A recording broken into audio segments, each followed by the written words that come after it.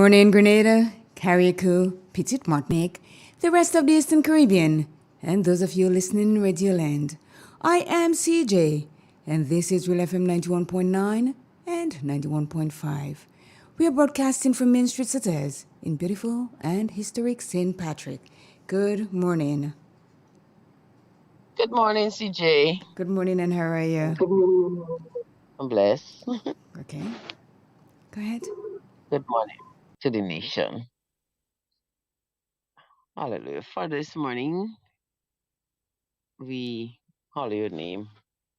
We exalt and magnify your name because great are you, Lord, and greatly to be praised.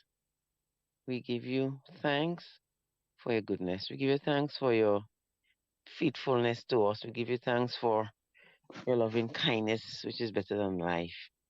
God, we thank you for your mercies that you grant to us day after day that we don't even deserve it, Lord. But because you are good and your mercies, and as the psalms say, mercies endured forever.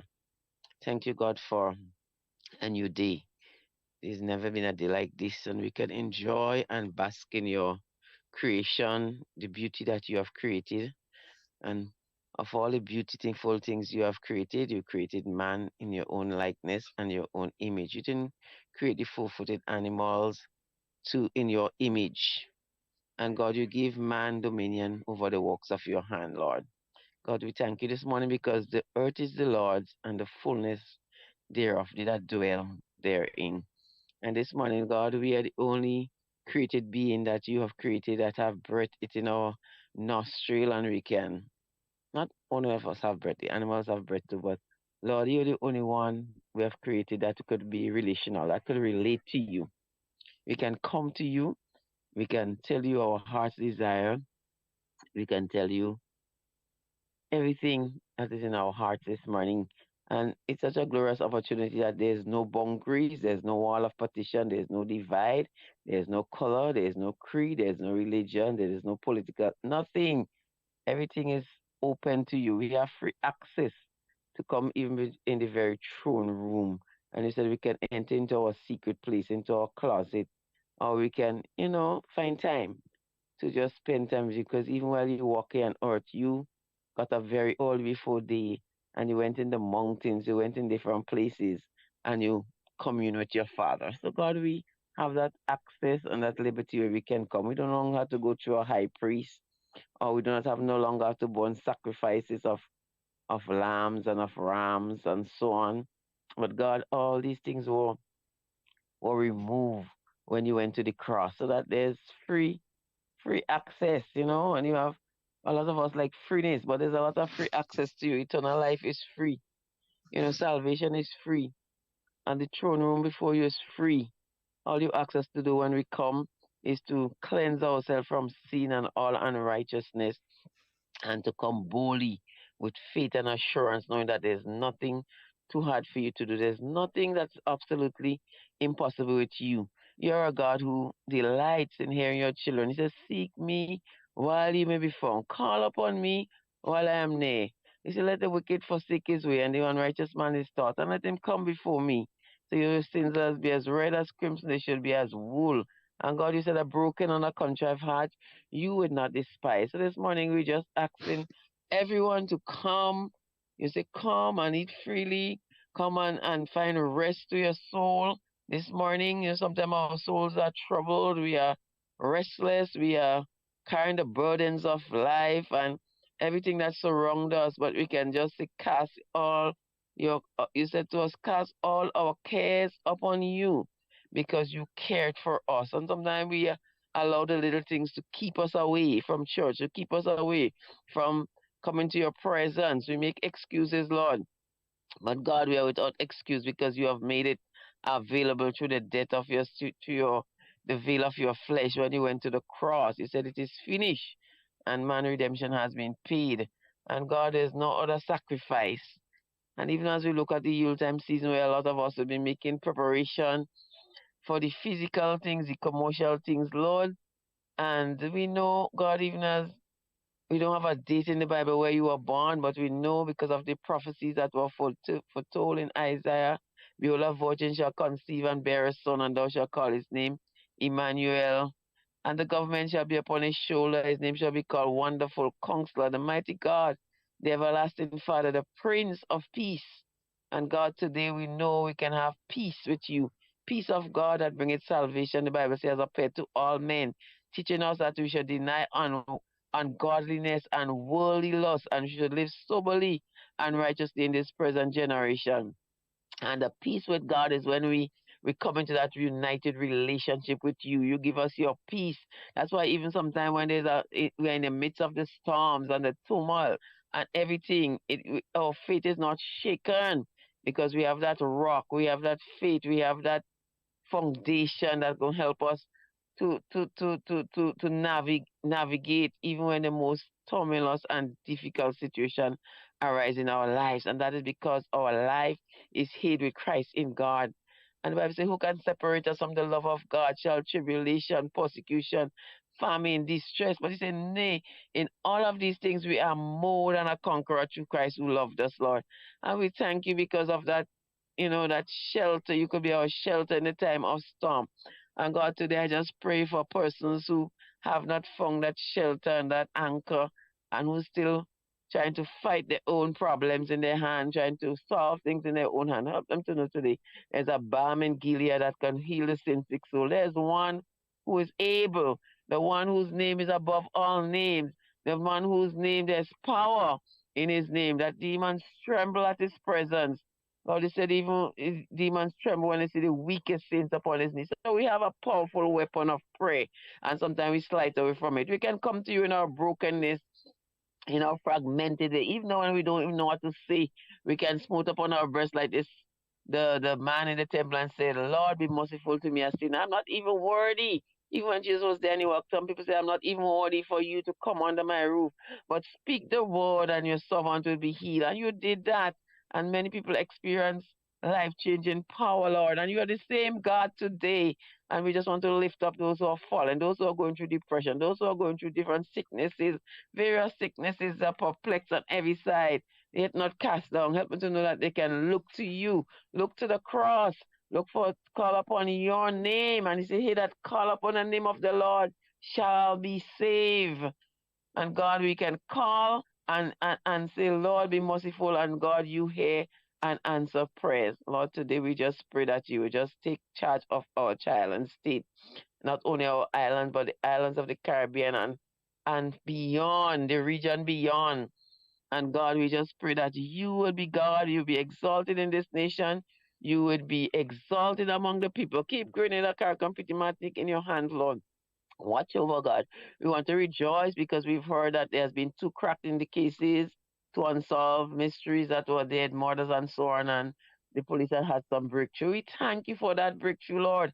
And we know it is because of the prayer of your people and the diligence of the Royal Grenada Police Force, Lord. I pray that you strengthen their hands, strengthen their resolve, and even as they serve and protect our country and the media against crimes and other things. The warning is out there already about the driving and drinking and being careful, Lord. We continue to pray that they will be successful in all their endeavors, even as they would go through this Yuletime season. I know sometimes they are stretched to capacity, but God, we pray that you give them the physical strength and the inner strength that they'll be able to say, yes, we have to go the extra mile for our citizens, for our families, for our communities, Lord.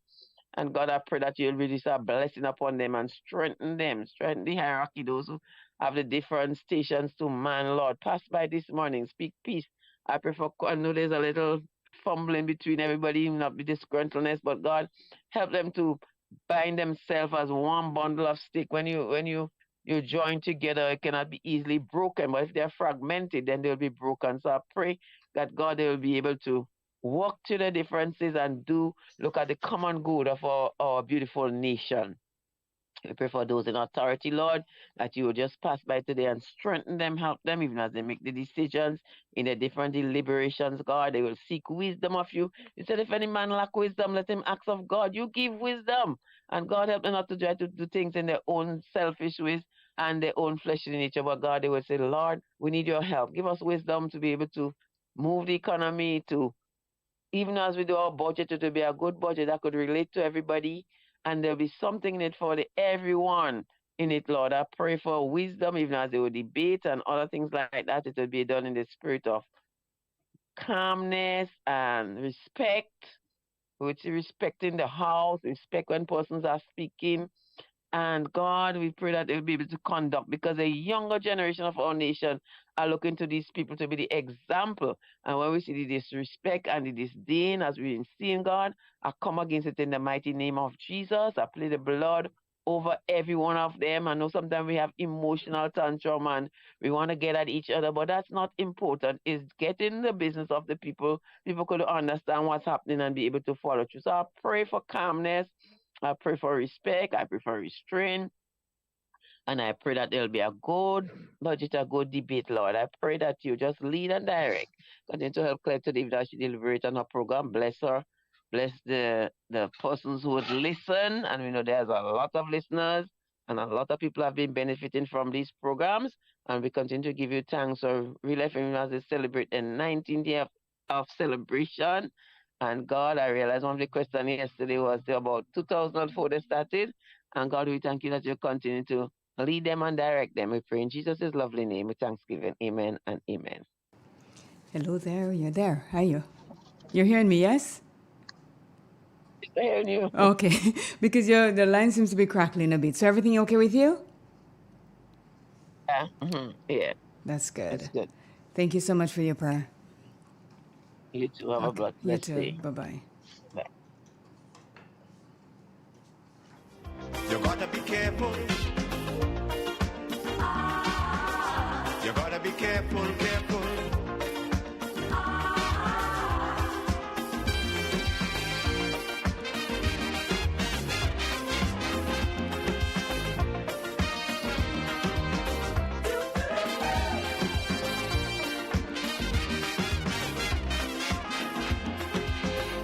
It is time to check in on the live to say good morning to everyone here. And let me start with Faithlyn Hallie Douglas. Good morning to you.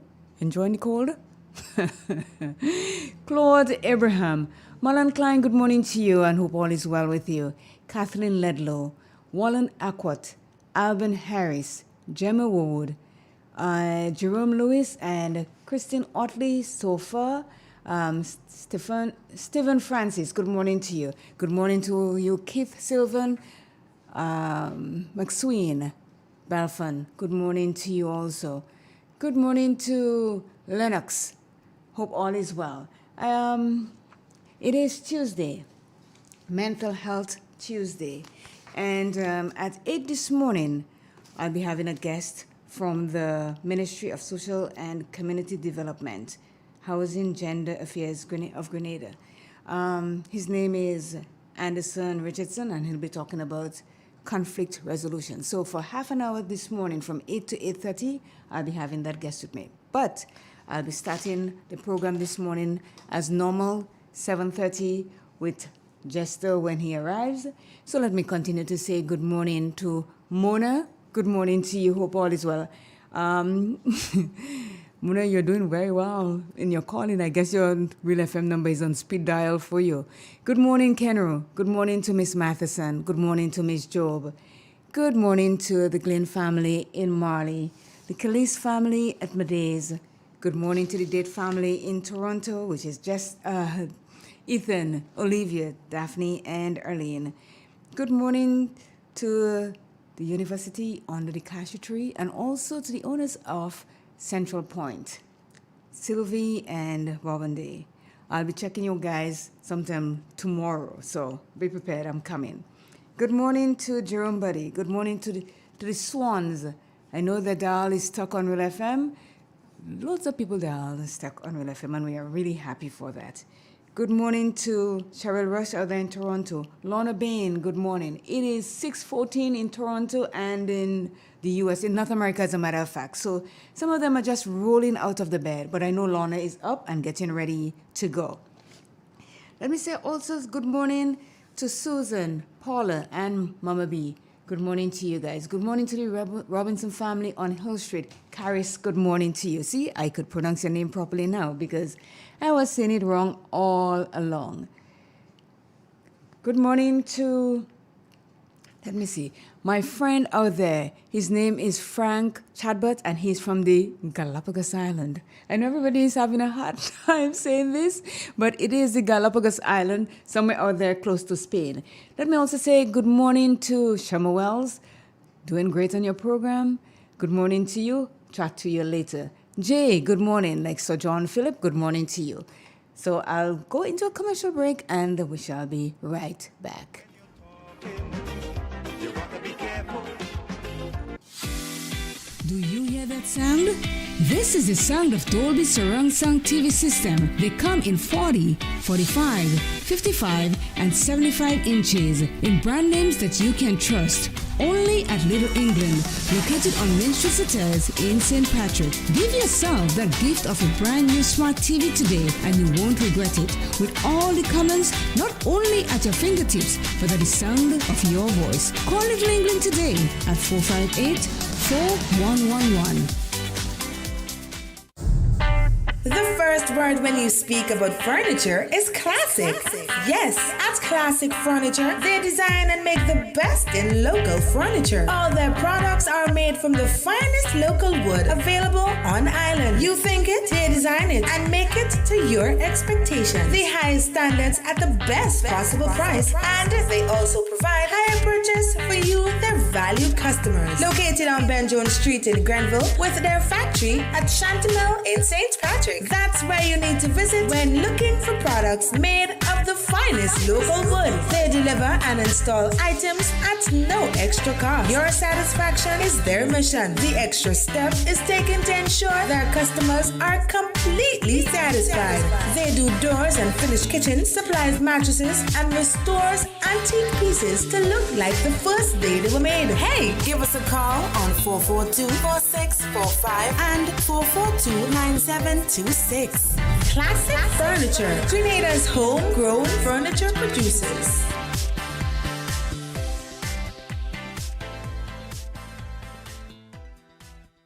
It is said, the proof of the pudding is in the eating. Therefore, the authenticity of the beverage can only be acquired in the taste. A taste which is original to Antoine de Beauregard Industries and comes from a combination of spices and local rum, which can hold its own all over the world. Woodman, a strength which speaks for itself.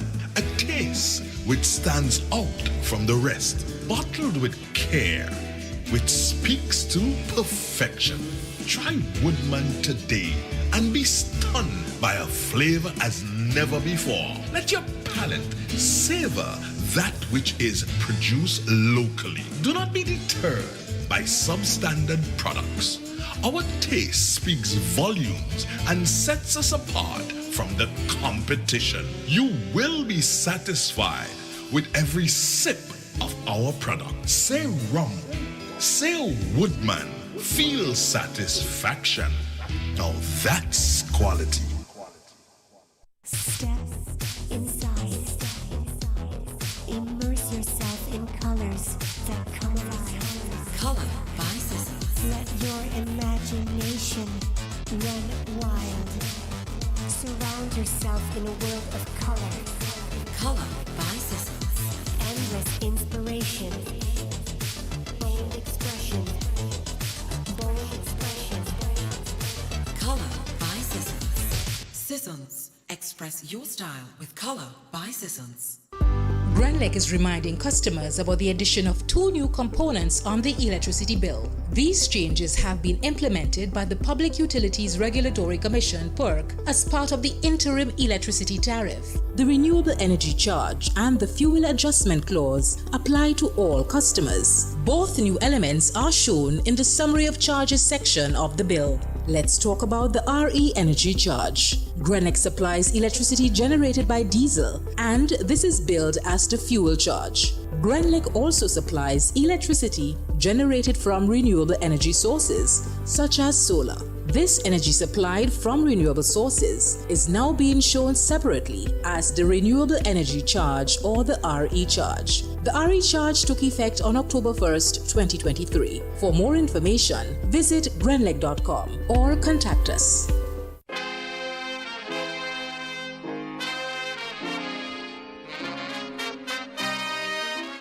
It is 19 minutes after the hour 7 o'clock, and I think I've got Drumstick online. Good morning.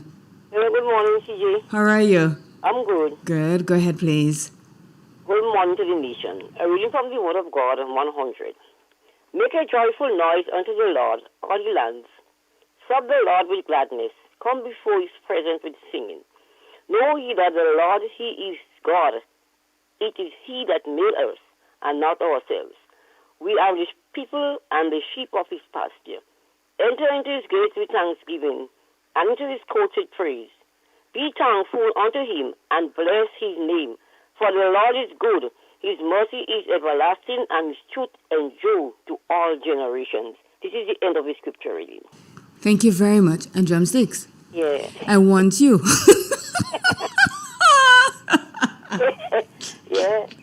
to listen to Real FM more so you could know the names of the people that work here. So when you get a question, you'll be able to answer. CJ, Yes? I just listen, but Start writing down. Write down names. I'm going to have to write Yeah, it write down. down. Yeah. I'm And- going to have to and- write down so then I know everyone. You know what? I'm going to say the Igwe. I'm going to say, but I'm going to say, You have Dugo, you have Maxine, you have a whole lot to name. yeah. Start writing. Because I'm sitting there and I'm like, come on, Drumsticks, you can do that. All right, then have a nice day. Take care. All right, bye-bye. Yeah.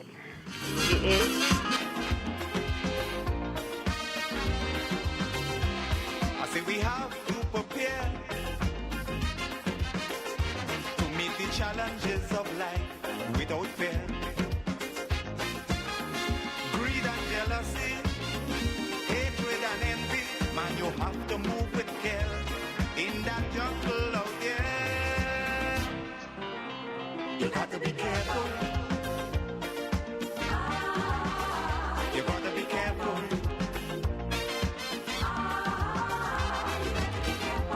How you move when you're moving. Which direction? It is 7:22 and we're heading to the Morris Bishop International Airport. We have Cassia Johnson online this morning. Good morning to you, Cassia, and how are you? Good morning to you and good morning to the listeners. Here is the weather for today, Tuesday, 28th November 2023. Currently at the airport, conditions are fair. Winds are from the east at 11 miles per hour. Pressure 1014.3 millibars, which is above normal and rising. Present temperature 27.5 degrees Celsius, relative humidity 87%.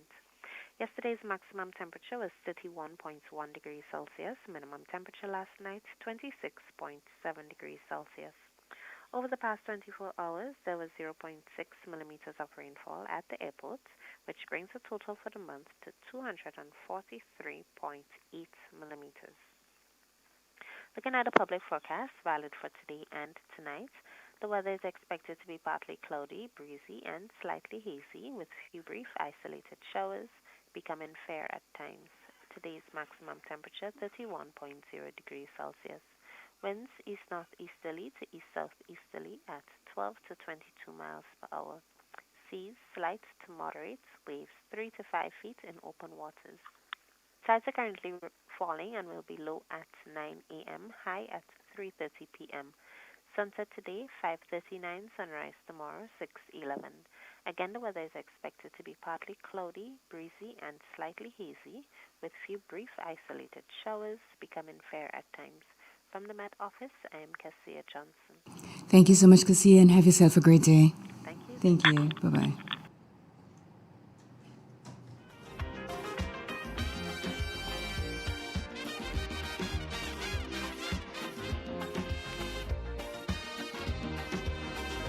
The cleanliness in life is gone. It's only vice and corruption that's going on. Staying alive, trying to survive, that is how it is today. So as you go along your way, you got to be careful. You got to be careful.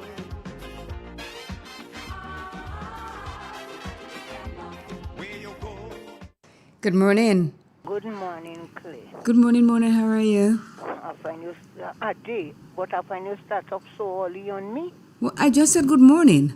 Not only good morning. What else did I say, Mons? What number you telling me about? And also, Not you. I was talking to Drumsticks.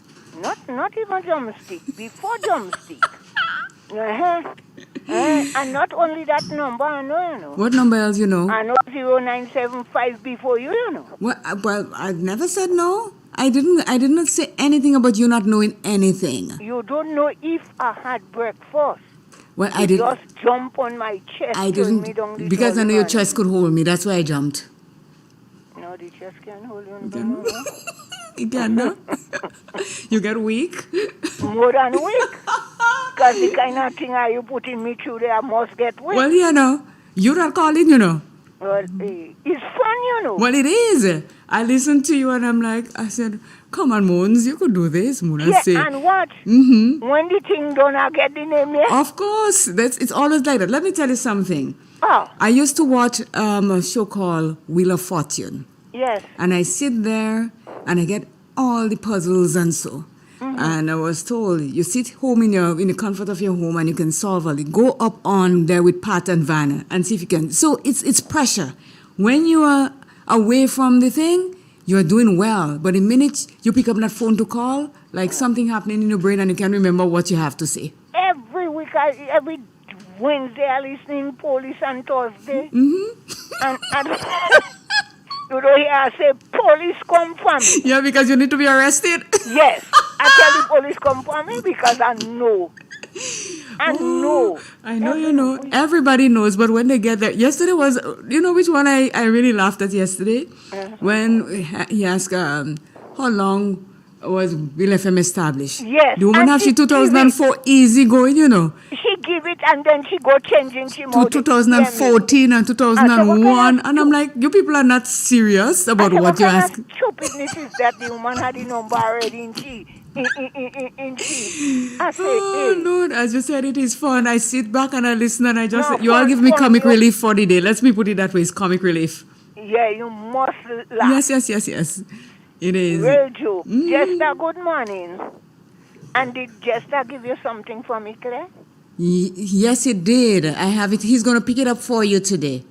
That's right. Yes. And if Jester cannot make it, Mm-hmm. well, all you do see Bandy. But I see Bandy? I know the last time I see Bandy, but we'll when I say find Bandy, it. you don't Chester. I know who he is. Chester David.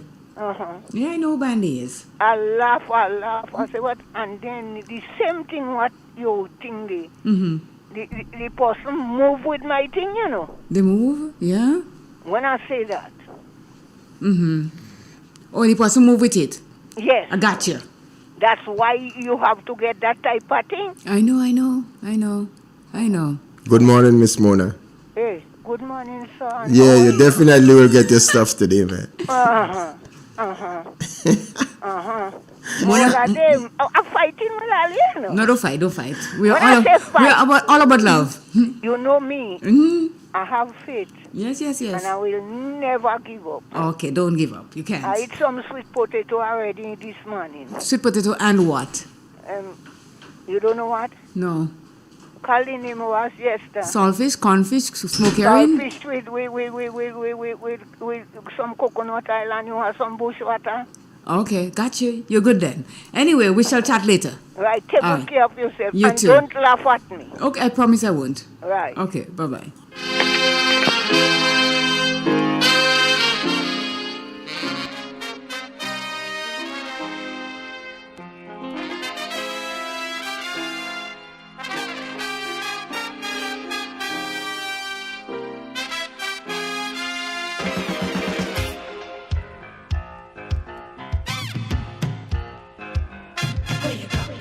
Where you walk, what you say, when you talk, where you go, where you walk, what you say, when you talk.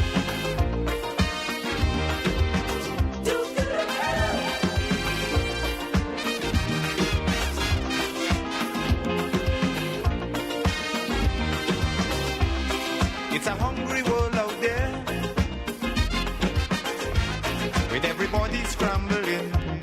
a share. Wolves in sheep clothing, birds of prey waiting to swoop down on you, and there's no telling what they'll do. You gotta be careful. You gotta be careful.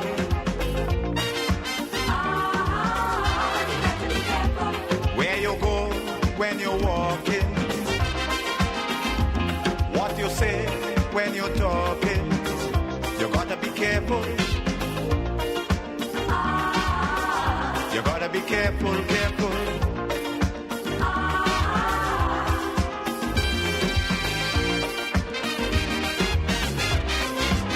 So, folks, you know it is the month of November is CARICOM Energy Month, and every day we do have a fact about how to save energy.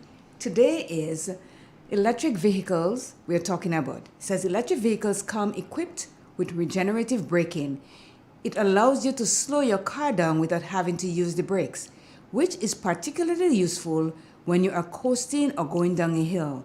This helps to recover energy that is lost during acceleration, which helps to extend your driving range because you are exhausting less power. So it's all about saving energy, and as this month we know it is CARICOM Energy Month. So this is your fact for today. It's on electric vehicles. And we know, one thing I can say about the electric vehicles that I know, they are really, really, not softer, quiet or silent when they're driving by. So sometimes you're walking and you have your earplugs in your ear, you would not hear them coming and you may get hit. So please remember, while you're out there exercising, stay on the side of the road or use the sidewalk if there is one, because with electric vehicles you would not hear vroom or anything. It is as silent as ever. So this is your fun fact for today. You gotta leave a little room for loneliness. More things could happen all of a sudden before you realize it's only a disguise. You gotta be careful. You gotta be careful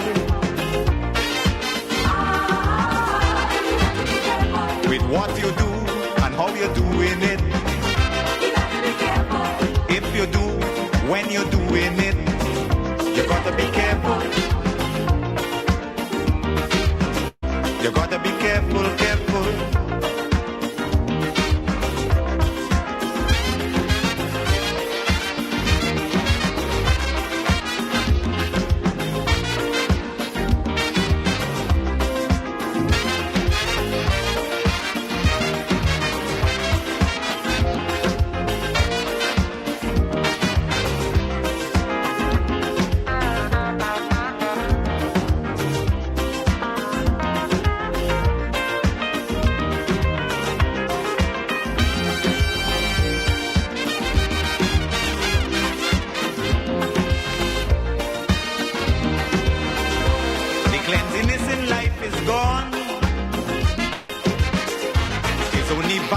Corruption that's going on.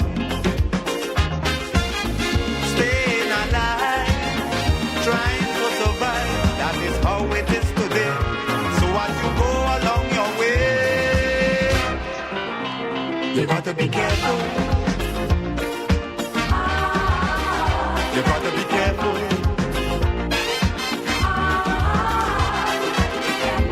Where you go when you're walking. What you say when you're talking, you gotta be careful. You gotta be careful, careful. And today, for people like Mona,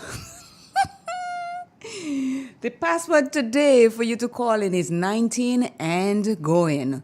Again, 19 and going. And when you call and he says hello or don't answer, just say 19 and going, because you all get left behind when you say hello or good morning. It is so much fun just to listen to everybody going at getting something here. So Miss Mona is still eligible in play, like Of course. every day. Anytime you call. Yeah. Oh my Yes. gosh. Miss Mona would win all the prizes. Well, she didn't win decided- yesterday because she couldn't remember the police. She asked the police to come and get her. Because she couldn't remember what the police, the programs that we do for the police. I'm not going to say the name of it Okay. because it may come back. But the program that we do for the police on Wednesday and Thursday, she called in and she knows that she said just now, but she couldn't remember. I tell you, pressure is a good thing when you have to win something. So the password today is 19 and going. Right. So Jester, we are going to start our program this morning because as I say, at 8 o'clock, we'll be joined by Mr. Anderson Richardson. And he's going to be talking about conflict resolution. And believe me, there's a lot of that going on these days. Conflicts. Yeah. Everywhere you turn, there is conflict. So we're going to find ways how to resolve it, hopefully. So let me say good morning to Joycelyn Francois. Baby Daddy, good morning. Anne-Marie Celestine Grant, good morning. Olavachi, buongiorno. Pearl Charles, good morning to you. Thank you so much for always checking in. We love you too. Louisa Williams and Faithlin Hallie Douglas. I said good morning to her already, but she's saying good morning to you, Jester. Good morning to you, Faithlin Harley Douglas. She loves Christmas, you know. She does? I mean, I went up in the area, was it sometime last week or week before? Mm-hmm. And she went all out? And, well, when you hear the Christmas music and Faithlin having she ball of a time, singing out her I soul. guess whatever makes people happy, she sing out her soul in the past. Yes. Okay. I thought, wow, that's a Christmas person, trust me. I see. Yeah. So let me take the opportunity to generally say good morning to the listeners and viewers of Real 91.9, 91.5, www.realfmgrenada.com. You know, I'm not seeing you, so you might want to hop over to that chair here for me. People want to see if you have your mugshot on or not. Let me see. That means you have to change your mic. Put your microphone down there. Yes, and you're going to go at 3 instead of 4. Are you okay now? Yes, I think so. You don't have to know if I'm okay, you know? Me? How would I have to know you're okay? What's wrong with you? You weren't seeing me, so. Well, I've seen you now. And everybody's seen you now. So, yes. Now they can see you because I was the only one that was not seeing you earlier on. So, yes. So, you're saying Faithlin was doing all her thing? Yeah, man. Faithlin singing out her soul, man. A lot of people do, you know. Yeah. It's the time of the year when a lot of people celebrate and put themselves into all kinds of debt and everything like that. This is a program that we're going to talk about after it because, you know, yeah, it is nothing. Delicia Daisy Bob, good morning. We had a listener from Liberia a couple of days ago. If you're listening, good morning, and also from Ireland. You know, that's one of the places I'm going to go, Ireland? Ireland. Mm-hmm. I want to go see the castles. They have loads and loads of castles in Ireland. And as a matter of fact, there was this woman that I used to work with. Her name is Fran. And I saw a post from her this morning. I'm exiting beautiful Grenada and heading into St. Vincent. And I was like, Fran? I can't believe you're in Grenada. And she didn't call because she doesn't know that I'm still here. Fran in the back? No, not Fran. Her name is Fran Timmons. Fran, she's Irish. We used to work together. And I always tell her, you know what? One of these days, I'm coming to Ireland with you. But she's on a cruise right now, so, you know. Yep. Look, she just sent me a message. I wish I had known that you were home. I would have been great to see you. That's my gal and them. Yeah. Yes. Yeah. What are you looking for? You're on 3. You're not hearing yourself? Turn your mic up, bring it up a little bit, let me see. Or is it too... Speak, let me hear you. So are you hearing me? I am hearing you, but let me see if I could give you a little more volume. Speak, let me hear you now. Maybe you must be still sleeping and your voice is still low down there. Who knows? Well, I hope once the listeners and the viewers are hearing me. Now you're hearing you. And just keep that tone, okay? So, this morning we're going to talk about how pain and trauma affects us mentally. And, a lot of people may not, when you say about pain, you may think it's thing that, somebody hits you or somebody pinch you and you're in pain. But it's a different kind of pain and a different kind of trauma. And, people always ask me, how do you come up with subjects like that? I think sometimes you ask me that also. But sometimes you're there and you look around. I always try to pay attention to what's going on around me and not just go about my life as though nothing is happening in it.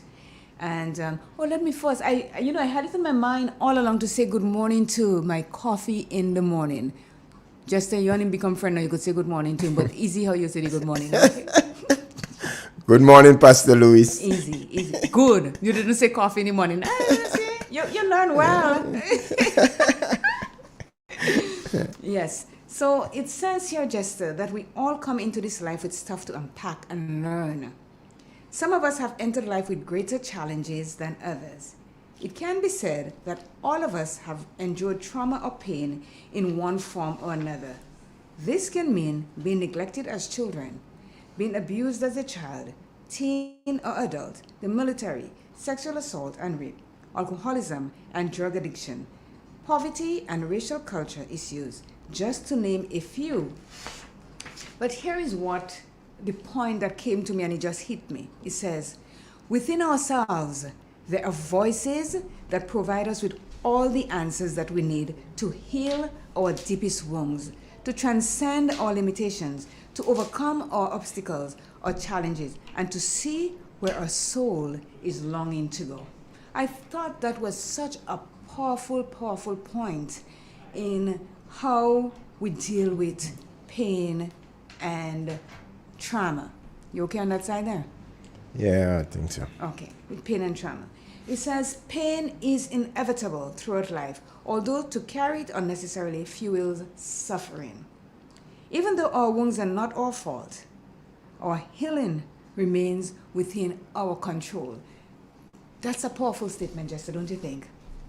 Our healing, we are responsible for our healing. Even though people may cause us pain, but we are the ones that are going to heal ourselves. Perhaps your own wounds or someone close to you has been hurt. Healing is a difficult and yet liberating journey of self-discovery. Forgiveness teaches us self-resilience and self-reliance. It awakens in us a greater love and peace that resides within us. So if you cannot accept what is outside, then accept what is inside. If you cannot accept the external condition, accept the internal condition. This means do not resist pain. Allow it to be there. Surrender to the grief, despair, fear, loneliness, or whatever form of suffering takes. Witness it without labeling it mentally. Embrace it. Wow. Somehow glad to find that. You don't find your mic working no, well? But I'm hearing you.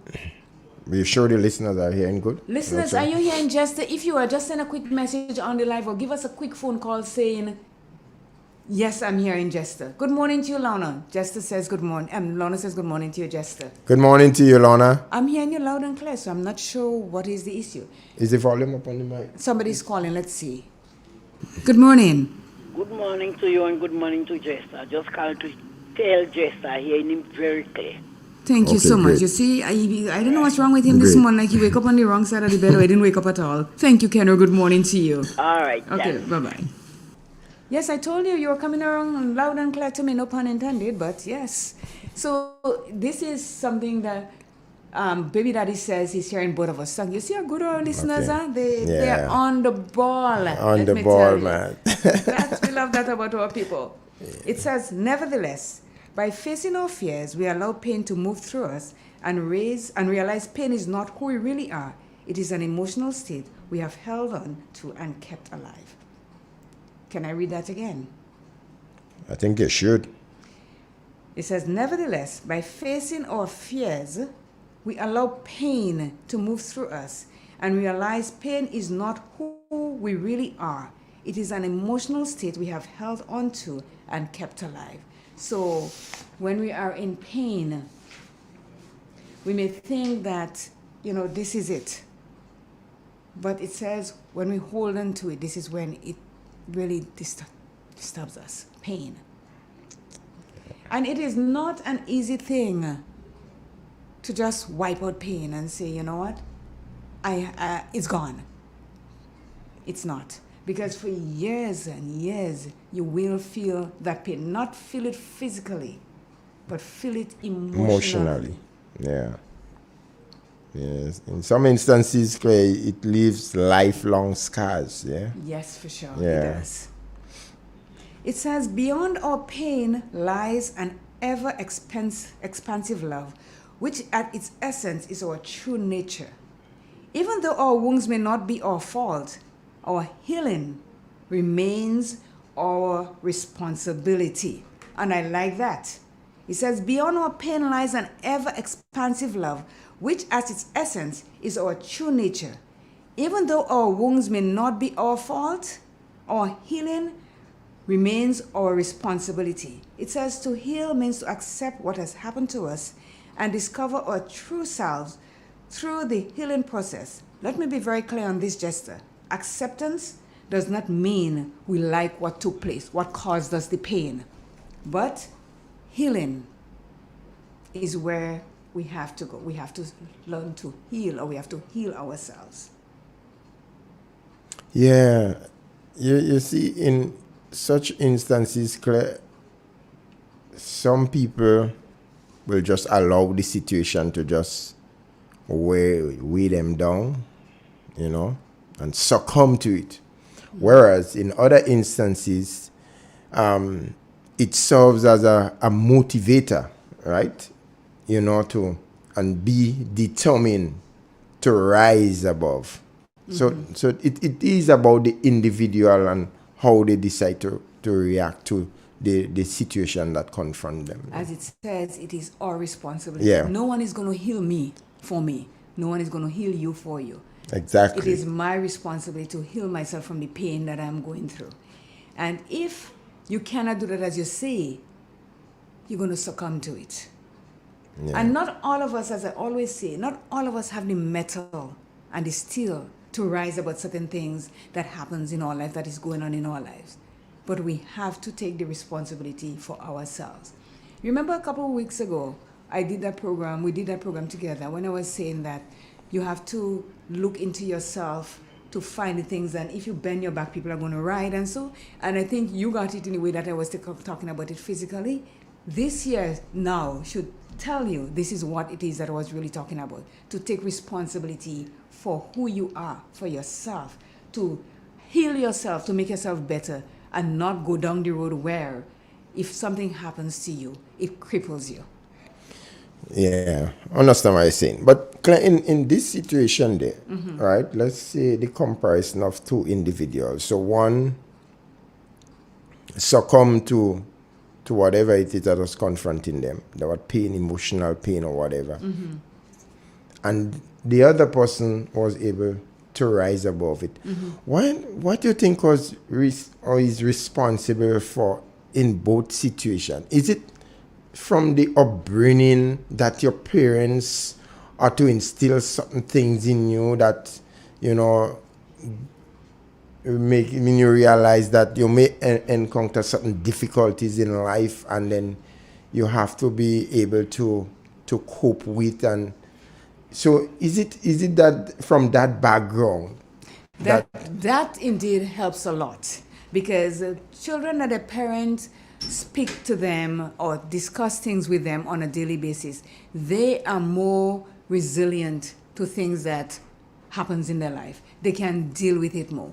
Whereas there are children that their parents did not, give two hoots about anything, and they are the one that succumb to whatever it is that comes their way, because they do not have the metal, the steel, the resilience to deal with whatever it is. So you'll find one that before something happens, you're ready to give up. You're ready to give up. Yeah. And then You will find others that rise above it and deal with it in the way that they are taught to deal with it. Because a lot of us just, when we go through things in our lives, some of us are not taught about how to deal with it. Yeah. But as we grow and we get to know who we are, we develop that strength within us, that survival skill, to know that whatever someone throws at me, I will rise over it.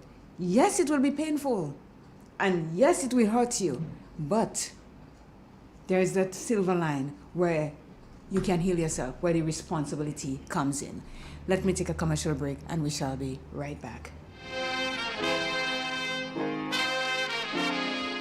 Grenada Cooperative Nutmeg Association, GCNA, hereby gives notice that the area meetings of the association will be held as follows. St. Andrews, Monday 27th November, Grenville Current Station, 3 p.m. St. David's, Thursday December 7th, Bellevue Cocoa Station, St. David, 3 p.m. St. Patrick's, Wednesday 29th November, Marley Receiving Station, 3 p.m. St. Mark's, Thursday 30th November, Victoria Receiving Station, 3 p.m. St. John's, Tuesday 5th December, Grove Receiving Station, 3 p.m. St. George's, Wednesday 6th December, Beaulieu Nutmeg Museum, 3 p.m. Farmers are asked to make a special effort to attend the meeting in their respective parish. Your new Grenlec bill is even easier to read and still has all the valuable information you need to track and manage your usage.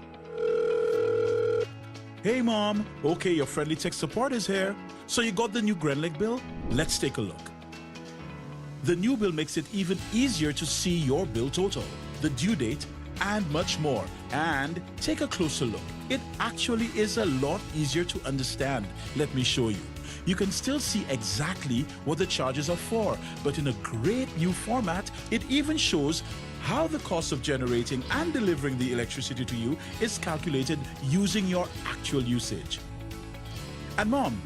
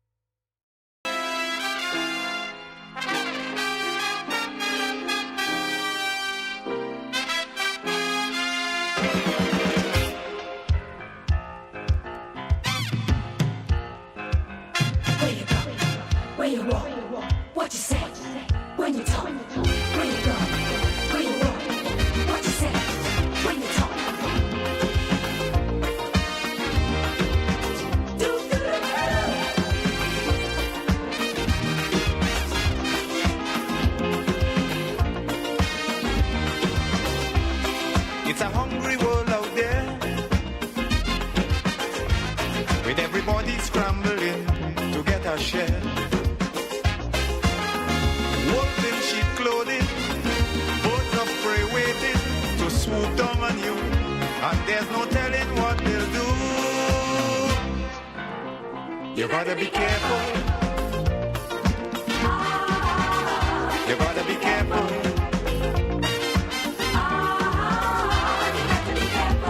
Where you go when you're walking, what you say when you're talking, you gotta be careful. You gotta be careful, careful.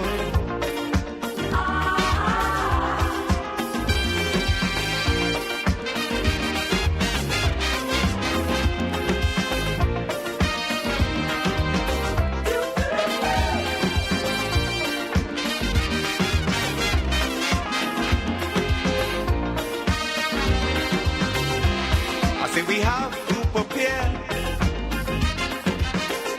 to meet the challenge. Your new Grenlec bill is even easier to read and still has all the valuable information you need to track and manage your usage. Hey Mom, okay, your friendly tech support is here. So you got the new Grenlec bill? Let's take a look.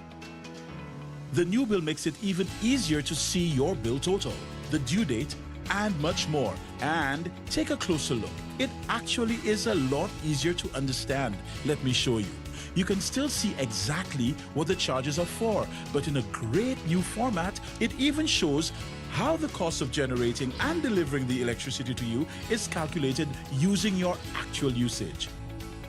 And Mom, Hungry, anyone? You heard about it, and it's finally here. Velma's Restaurant and Bar, located High Street Satyrs in St. Patrick. They're open from 6 a.m. until midnight. Breakfast is available from 6 a.m. to 10:30 a.m. On the menu is roast bake, sawfish, and many, many mouth-watering items. Lunch is a close second, with items that can be grilled to your satisfaction. We have steamed fish and other seafoods too. For the health-conscious ones, we provide vegan and vegetarian dishes. Looking for something that will hit the spot? From 5 p.m. until close, come and enjoy our burgers and fries. At Velma's, we cater and host parties. We have an on-site bakery where you can place your orders for fruitcakes and other pastries. We also have local juices. Listen to Real FM for your daily menu to place your order in advance. Call us at 419-5622.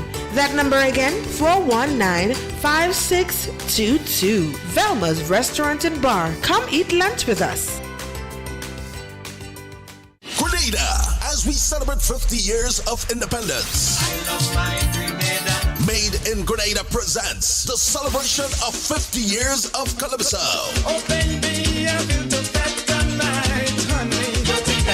One stage. One show. Grenada's best Calypsonians performing Grenada's greatest hits. Sunday, February 11th, 2024 at 6 p.m. sharp. Grenada National Stadium. More information coming soon. When you did that play with her Humphrey, she raised her hand and she tell me, making no place sweeter than home. The public is advised that all retail banking units or branches of Grenada Cooperative Bank Limited will be closed at 12 noon on Wednesday, December 6, 2023 to facilitate a general staff meeting. The bank apologizes for any inconveniences caused and reminds you that its e-banking services and Connex ATMs are available to serve you. Regular business hours resume on Thursday, December 7th, 2023.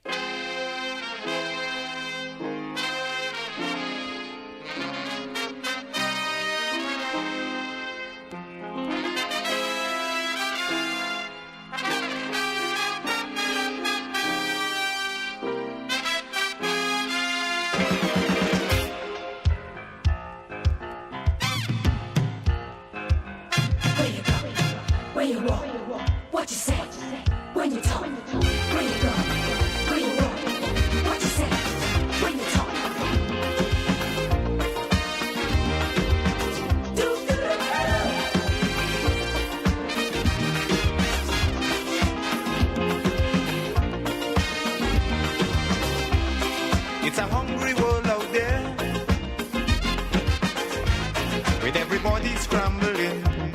a share. Wolves in sheep clothing, birds of prey waiting to swoop down on you, and there's no telling what they'll do. You gotta be careful. You gotta be careful.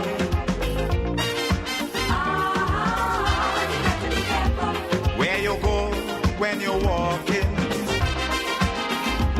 what you say when you're talking, you gotta be careful. You gotta be careful, careful.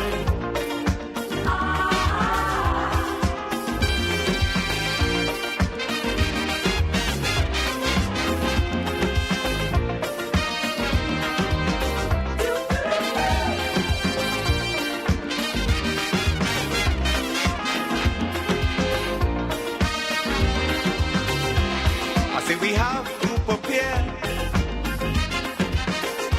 to meet the challenges of life without fear. Greed and jealousy, hatred and envy, man, you have to move with care in that jungle out there. Good morning, and we are back. So earlier this morning, I mentioned that I'm going to be having a guest or two from the Ministry for Social and Community Development, Housing and Gender Affairs from the Government of Grenada.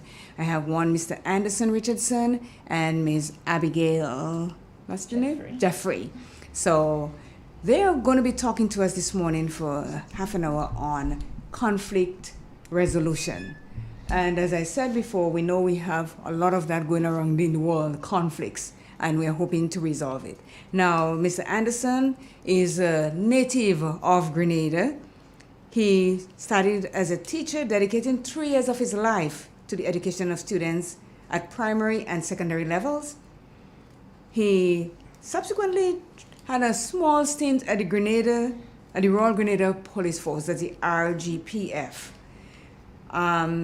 His career spanned an impressive 11-year tenure as a child protection officer. So we are getting a lot of who Mr. Richardson is at the moment. He's presently he holds the esteemed position of a gender program development officer within the Ministry of Social and Community Development, Housing and Gender Affairs in Grenada. He's also a facilitator for the court-mandated program organized by the Legal Aid and Counseling Clinic of Grenada. And to go on further, he's the event coordinator for the St. Patrick Youth Organization, and he's interested in writing, singing. That's part of what he does. He sings, he writes, he provides assistance to those in need, and he aspires to be an author. He also likes to cook. He's right up my alley. So maybe we can meet and come up with some sort of dishes and so, because his culinary arts. And his life is characterized by his unwavering dedication to serving others and pursuing his passions. So that is, in a nutshell, what Mr. Anderson, or who Mr. Anderson Richardson is. Now, I also have Miss Abigail Jeffrey. As I said, she is from St. John, St. Andrews. She went to the Hermitage Government School, also the St. Joseph Convent, and the TAMCC. I tell you, she followed her education like crazy as she's going along. She's been employed also with the government for the past 15 years, first with the Ministry of Education as a Transportation Allowance Coordinator in St. Patrick's, then the Ministry of Social Development as a seat officer, also based in St. Patrick. So we have 2 patricians. Yes. She went to be a social worker in the year 2017 after obtaining an associate degree in social work, and had recently completed a bachelor's degree in psychology. Yes. Abigail is very heavy. She has 4 sons, eh? 4. But they didn't come single. Twins, twice. Oh, yeah? Yes. Wow. 18 and 19 years old. Wow. 4 sons. Bam, bam. I like that way. She's been based in St. Patrick for the majority of her work experience. However, she also worked in St. Mark's, St. John, St. Andrews, and St. George's, which gave her a wide range of knowledge about the different people and the cultures throughout this beautiful island. So, again, welcome to the studios of Real FM. Thank you. We're glad to have you. So, now, talking about conflict resolution. How do you define conflict resolution? All right, so if I were to go first, good morning, Real FM. Good morning to our host. Good morning to our listeners. And good morning to my fellow colleague. All right. In understanding what is conflict resolution, we must first understand what is a conflict before we could reach to the resolution part. And so a conflict in layman terms is basically a disagreement regarding a particular thing, an issue, or situation. That's basically what a conflict is. Okay. Now, to manage conflict, or what we call conflict management, is the ability to manage a situation where there are disagreements through non-verbal and non-threatening means. So that is in a nutshell, that's what conflict resolution means. It's the ability to manage a situation where there are disagreements through non-violent and non-threatening means. So why is it crucial to maintain healthy family and community relationships? Well, I would say it is important to manage a healthy family and community relationship is because when you communicate effectively, you have a disagreement, as Mr. Richardson say. A conflict is when you have a disagreement between two or more parties, and usually a conflict comes about when there is when you don't understand, when there is what I should say, two persons have different perspectives. Yeah. Yes. Mm-hmm. So I believe in what I believe in, and you believe in what you believe in. But if we don't communicate effectively, if we do not speak about what is the problem that we have, then we won't be able to solve it effectively. So if we speak and we able to voice what is the problems that we're having, then we'll be able to solve the conflict. And just to add a little bit though, conflict in itself is not necessarily bad. Right. Because it's the only way you'll see the flip side of the coin. Mm-hmm. If everybody were to see this color as blue, Mm-hmm. nobody sees it black, there would never be a counter perspective. And so there would not be balance. But the management of the conflict is what is important, that it doesn't escalate into something else, whether violent outbursts or some physical altercation, some fight. That's what's important, the management thereof. Mm-hmm. Yeah. So we're talking a lot about the community and fostering harmony within the family and community dynamics. So in your experience, what is the significance of this, doing the family harmony and harmonizing the community and the family? Now, a chaotic home or environment where there is little peace or there is violence of any kind does not create an environment for proper nurturing, bonding, and overall healthy thriving. Now, we all understand that social issues are complex and they affect everyone differently. However, in a lot of situations, these issues are like a domino effect, where one negative situation triggers another if it's not addressed properly. Mm-hmm. Now, take for example, we have a child or we have children that comes from homes that might be challenged by those issues. And they come to school and one might ask themselves, why is that child or why are these children so aggressive? And in my experience, as a child protection officer over the years, when you visit some of the homes where the children come from, you would understand the reason for their behavior. So the only place really they could express that anger is amongst the peers.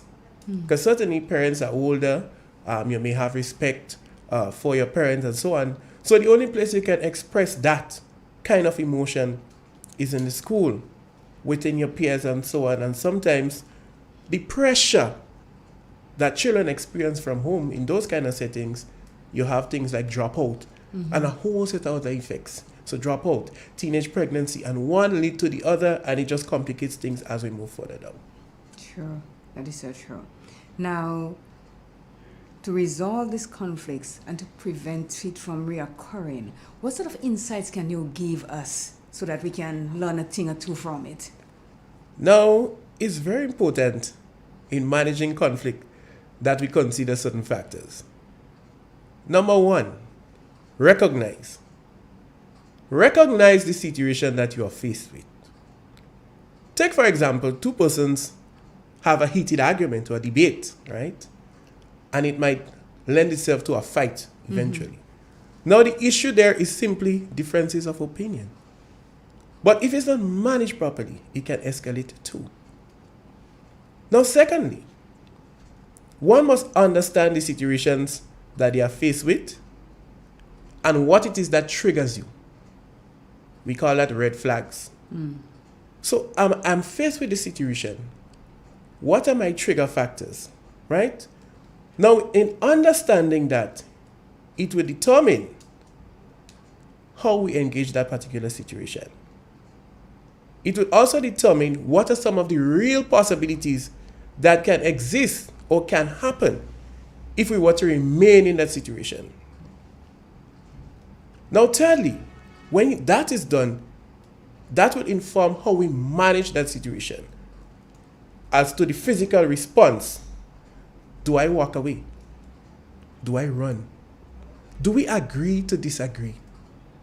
Meaning, when I say agree to disagree, I hear you and I respect your opinion, but I hold mine. We don't have to fight about it, right?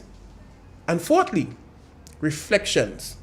Even after all that is done, we have a period for reflections. And in questioning yourself during the reflective period, one would ask themselves, did I do my best in that situation? Did I treat the person involved the way I would want to be treated? Could I have done better? Those are some of the things that we need to ask ourselves when we're looking at managing conflicts in situations. Mind you, it's not easy, eh? No, it's not. I'm not saying it's easy, but the onus is always on the individual. Yes, on us. That's true. Now you have community leaders, you have influencers. How do you see them promoting, modeling effective conflict resolution for the behaviors that we see? What role can they play in this? Well, as community leaders, you know that persons are looking up to you. So if you are, whatever you are showing to the community, especially to the younger children in primary schools, even children in secondary schools, whatever you portray as a leader, they will basically follow your steps. So if they see you as a good leader, somebody that will know how to deal with a certain situation, to deal with make hard decisions and so on, and they see how you do that, then they will be able to follow in your footsteps. And that is very important for children that are growing up, especially in these days. We see how, because I go to schools, I get calls from the principals from the primary schools, and to come to do sessions on conflict resolutions for children from in grade 3, grade 4, because they're having so much difficulties coming to agreements. And if we as leaders, the leaders in the society, are able to show that they're able to solve the conflicts effectively, then the children that are looking on will be able to do likewise. Okay. And just to add to my colleague, now it's very important that we employ empathy and understanding when dealing with persons and the issues. Now, we may not always agree with what somebody's saying, but we give them that level of respect that we are actually listening to what it is that they're saying, and more or less trying to put ourselves in their shoes as to some of the experiences that they're having in that position. Now, additional to that, we must understand as community leaders that person's story belongs to them. Give them a chance to speak and express themselves. Don't add in. I know sometimes it's very difficult to listen to certain conversations without really butting in. But at the end of the day, the story belongs to them. And it's from their space, it's their lived realities, and so we must give them an opportunity to speak. We must be honest about real life situations. No hiding behind curtains. Because the thing about it is, we might be saying one, but they're seeing another in us in terms of behaviors or interactions, both past and present. And so we must be mindful of those things. Now we need to mirror positive behaviors, if it is that we want that to be emanated within communities and so on. Now, we must not be afraid to lend our voice in championing the cause against violence of any form and other forms of deviance. And we must be prepared, and I emphasize this one, we must be prepared to give tangibly, not just talking to people, to give tangibly to others when the need arises. That's a really, really strong point. I like that. Give and listen. Because sometimes we hear things, we really actually don't listen. And that's where we have a lot of the problems. So how do effective conflict resolution strategies balance both the needs of individuals and the needs of the community? Now, I don't know if my colleague wants to go first. So I was basically going to say that it promotes peace.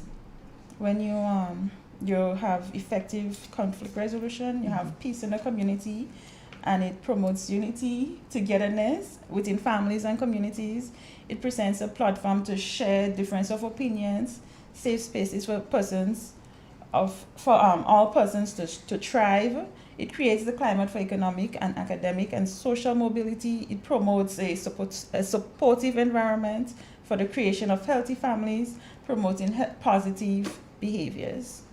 So I all of you, what you said before, which is really important, is about the community and getting to know and resolving.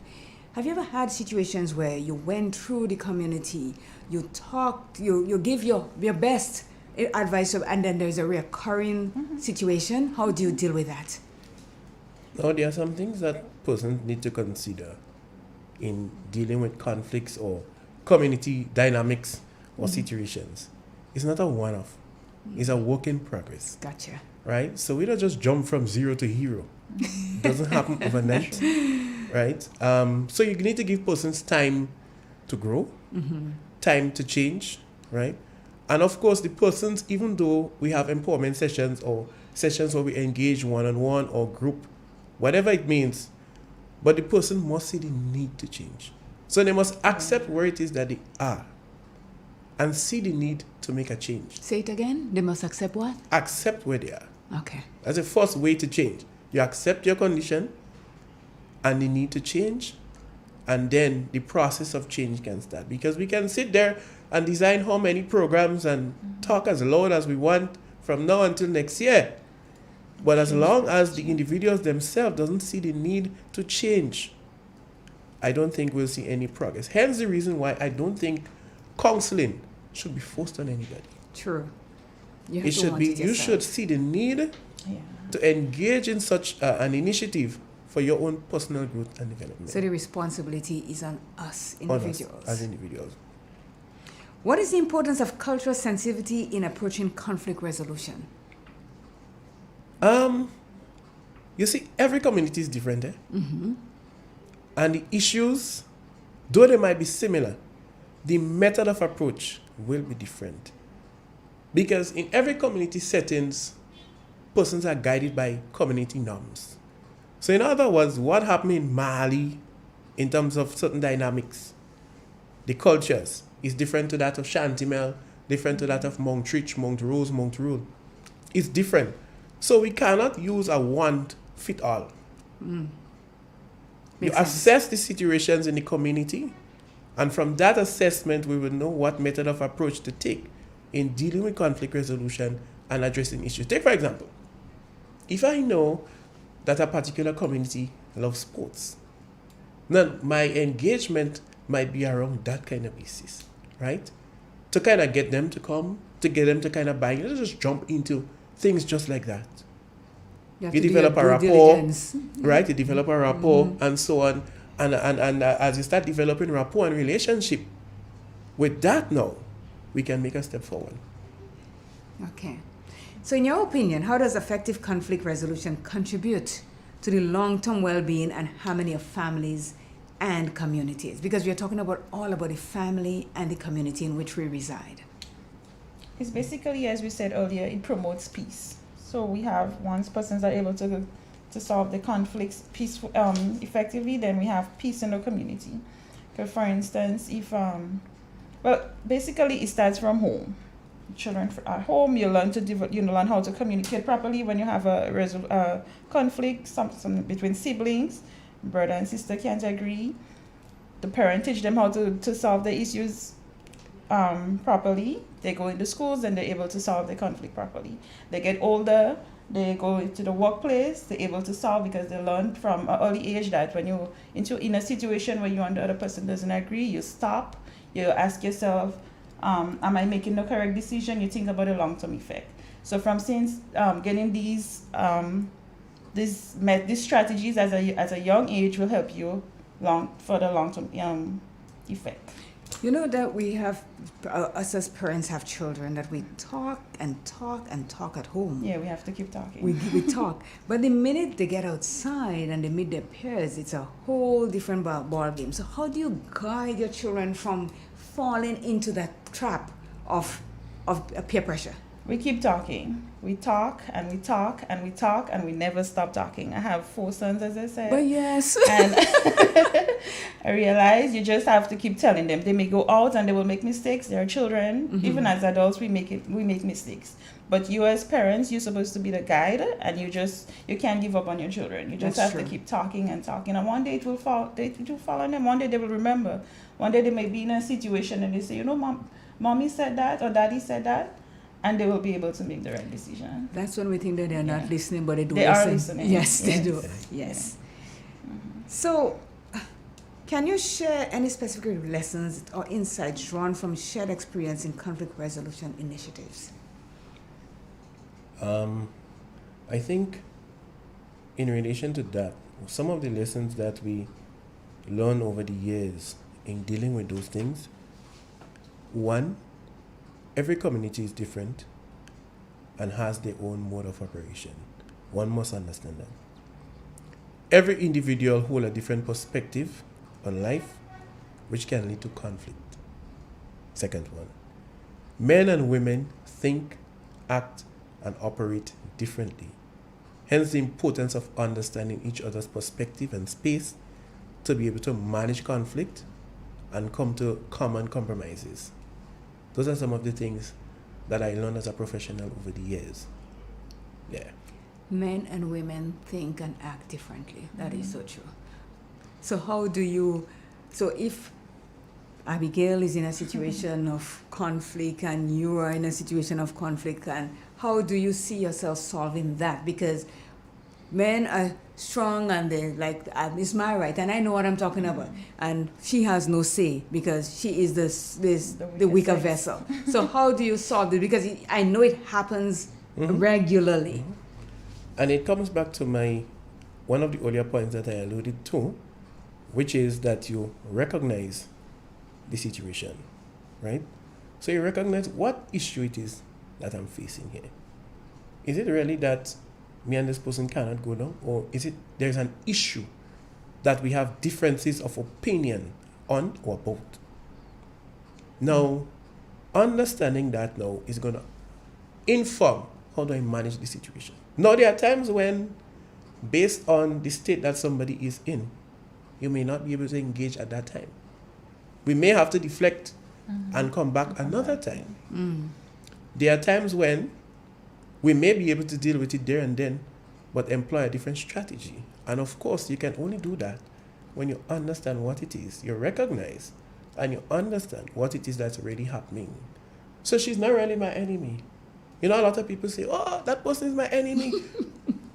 Is that person really your enemy? Nah. Or do you all have differences of opinions on certain things? So can we therefore now agree to disagree on certain things? Can we now say that, okay, I respect his or her opinion, but this is the perspective that I hold? And so in understanding that, it de-escalates things. It causes a situation to remain at bay as opposed to having it escalate. Because a simple thing as, okay, this is why this is black. We start getting hot about it. As simple as that, from my experience. And then one thing lead to another. Then we start jumping on personalities and how we look and the black and, simple things that if we don't manage it properly, manage ourselves how we react to situations. There are a lot of times persons say, well, he make me do that or she make me do that. Nobody can make you do anything. You might be influenced by factors, but at the end of the day, the choice is yours. Because when we look at consequences, one have to understand that every action has consequences. So even though there are persons that might be encouraging you, might be influencing you, you might be influenced by a particular thing or person, the consequences is yours as the doer. Right? Those other persons really don't have no other consequence to bear. But the consequences now fall on you. And whether or not you're able to deal with the consequences as an individual is $1 million question. So those are some of the things to consider.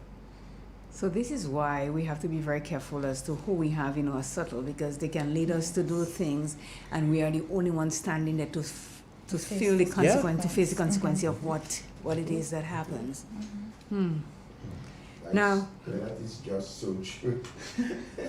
Because, there might be like a situation that you're up and then you might hear the friend on his side say, well, you're taking that from the man? Yeah, they spur you on. Already start putting a pressure on you because what your friend is saying.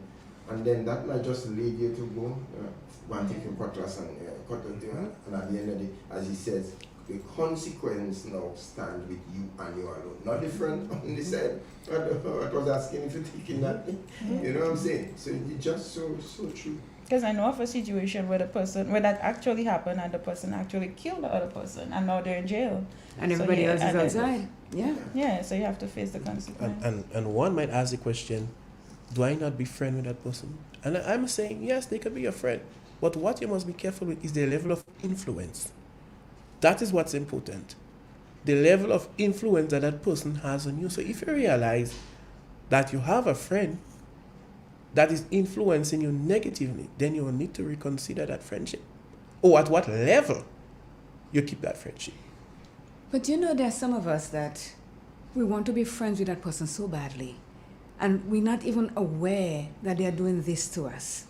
We think that everything, they are my friend and whatever it is that they do, I'll stand by them. But at the end of the day, again, the responsibility comes on you to know the difference. That's why we as parents, we should just always speak to our children so they know what is right and what is wrong and who is the friends they should keep.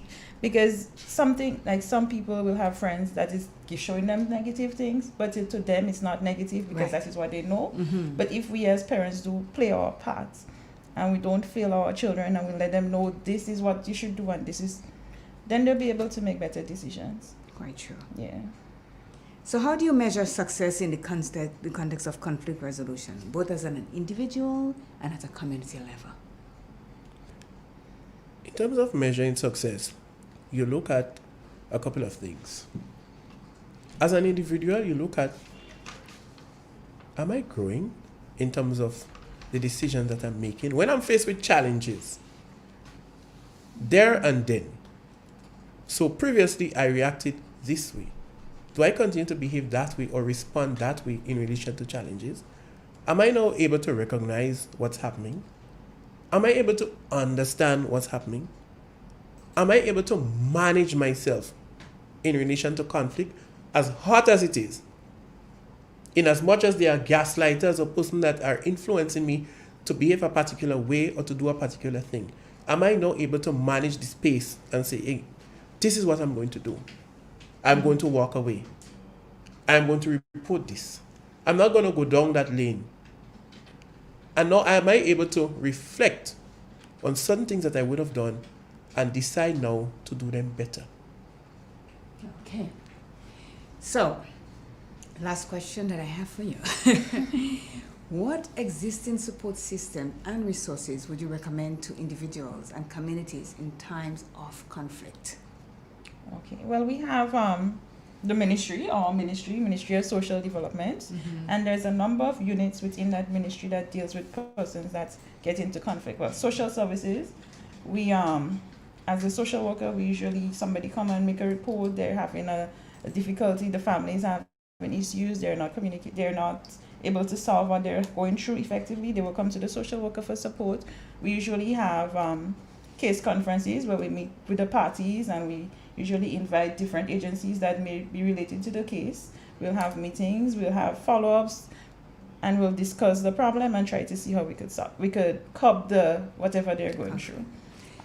We also have the counseling units, where persons will come to the office to request counseling on some occasions, and there are cases where the magistrate will refer persons for counseling. Although I'm not really for the magistrate telling you should get counseling. Right. It's more that the person should be saying that, you know what, I have a problem and I think I need to get counseling. And we do have a lot of cases, and I must congratulate the men from St. Patrick's. We do have a number of men, I shouldn't say a few.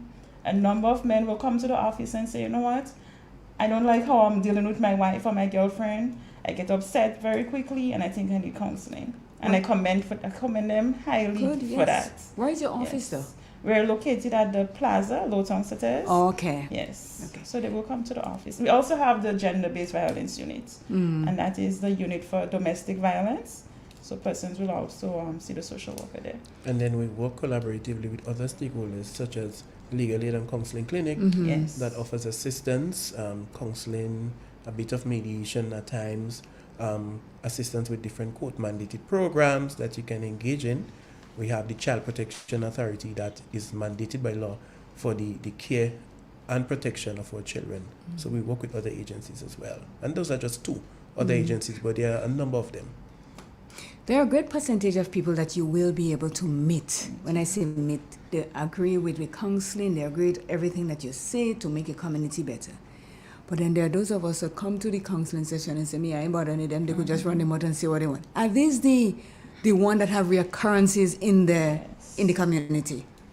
In a lot of instances, yes, we have those, but I wouldn't say specifically them only. No. But in a lot of instances, we have that because you're not disposing yourself ready to learn from the initiative or to have it to be a life-changing event. You simply come because they send you. Right. Or maybe because you don't have a choice, or in fear of the consequences that may, let's say, the court or so may enforce on you as a person. You just come.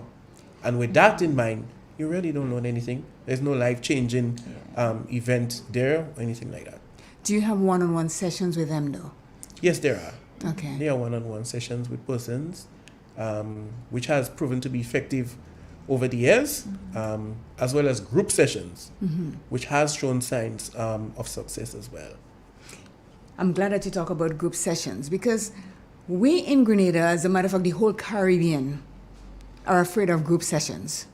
In the form that if I come to the group and I say, well, my boyfriend beat me up real bad, somebody else is going to take it and go and say, you see Abigail? Abigail walking the road and she playing nice, but so she getting blows from your boyfriend. You understand? Or your wife is abusing you every day, telling you something. You go and you say that in a group, and they come to the group with issues of their own, but it's like they forget their own issues and they take yours and they go, how do we combat this?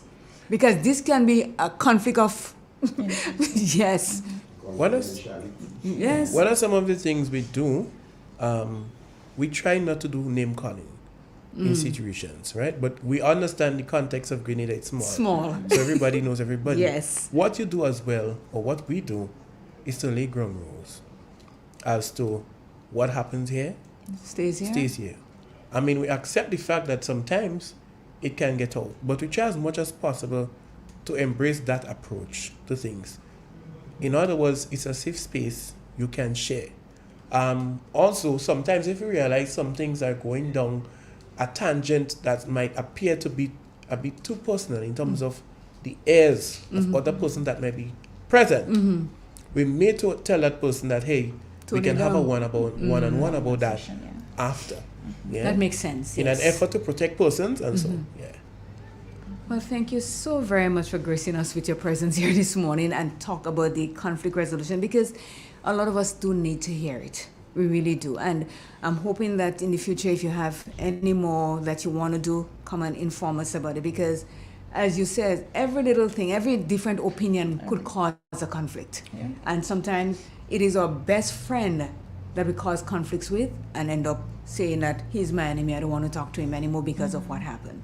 So what I get from this whole stuff, the whole thing is, we are responsible for ourselves in how we behave, in what we do, and the consequences that we have to face. Could I have one more question before? Yes. despite we have the role that is supposed to play regarding conflict, we're still seeing that there is an increase in violence out there, and it means for it to reach to violence, there are conflicts that lead to the violence. How is it that your agency or your department is combating with the rise in this sort of violence that we are seeing in our society? Okay, well, one of the units in our ministry is the probation unit, and the probation unit deals with children that come in conflict with the law.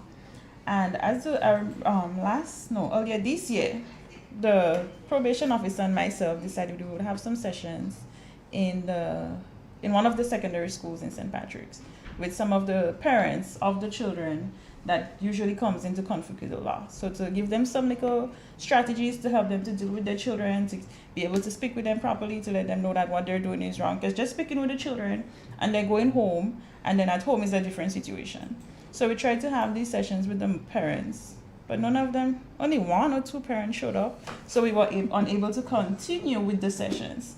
So we try so hard. We try to go to the homes. They're not home. We set up appointments so they could come to the office. Sometimes they don't show. Sometimes they show, and it's just sometimes it's very hard to reach the parents. It's funny that you say that, because when you send your children to school and you have PTA meeting, the parents that the teachers need to see, they never show up. People like you and I and Anderson are the ones that show up, but the teachers will say, I don't really need to see you guys because you're there doing what we ask you to do. It's the ones that they really need to see that don't show up. And then when things happen, they're the ones that go back to the school and lambaste the teachers. Right, because I am happy that you see that, because the ministry has several programs that's ongoing year-round. Sensitization and awareness programs, workshops, seminars, different things that we do to get the word around and to empower persons. You'll go to the community, you'll go to the blog, you'll have appointment, you'll have community workshops, different things to empower persons, parenting sessions, and sometimes, as you rightly alluded to, the persons that you really, really, really need to see already need to find themselves engaged in those initiatives are the persons that will not come and will make all sorts of excuse as to why it is that they can't come. And I'm saying that with the highest form of respect and regard for persons and their time and their lived realities. But sometimes you have to step out of your comfort zone a bit, do the things that might seem to be a bit unpopular, to empower yourself really to deal with some issues that you are faced with. Because life is challenging. We never know too much. We never know it all. We will never know it all. And we all need to be empowered at some point, especially sometimes when you're giving off so much as a parent or a caregiver or whoever you might be. You need somebody now to pour into you and to be empowered in moving forward. Couldn't have said it better myself. Thank you so very much again, Abigail and Anderson. Yes. I want to call them first name and last name. So that's all right. It was a real pleasure having you here with us at Real FM. And as I said, hopefully you will come back again to talk to us more on how your big success, like 0 to hero in that conflict resolution. Thank you so much. Thank you. So we want to say thank you to Radio FM, Spotlight, and all of the persons that make this possible. And we are grateful to be here. And in future, should you need us again, we are more than grateful to grace you with our presence at yet another time. Thank you so very much. Thank you to our listeners as well. You gotta be careful. You gotta be careful, careful.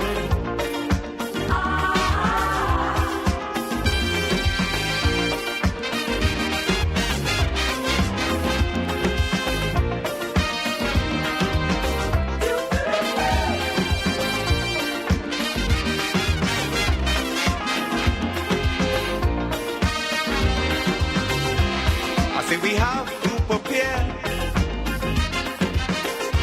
to meet the challenges of life without fear. Greed and jealousy, hatred and envy, man, Your new Grenlec bill is even easier to read and still has all the valuable information you need to track and manage your usage. Hey mom, okay, your friendly tech support is here. So you got the new Grenlec bill? Let's take a look. The new bill makes it even easier to see your bill total, the due date, and much more. And take a closer look. It actually is a lot easier to understand. Let me show you. You can still see exactly what the charges are for, but in a great new format. It even shows how the cost of generating and delivering the electricity to you is calculated using your actual usage.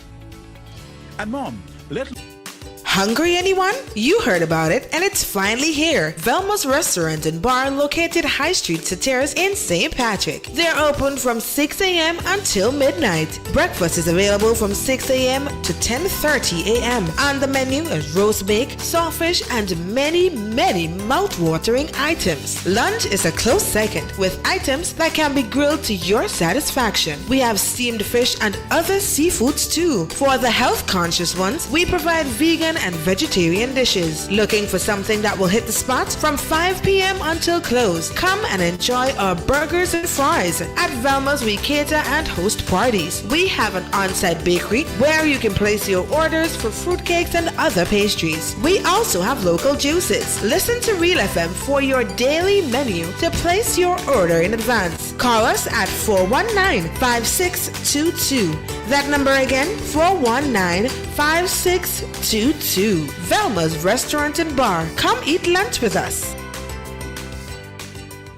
Grenada, as we celebrate 50 years of independence. Made in Grenada presents the celebration of 50 years of Calypso.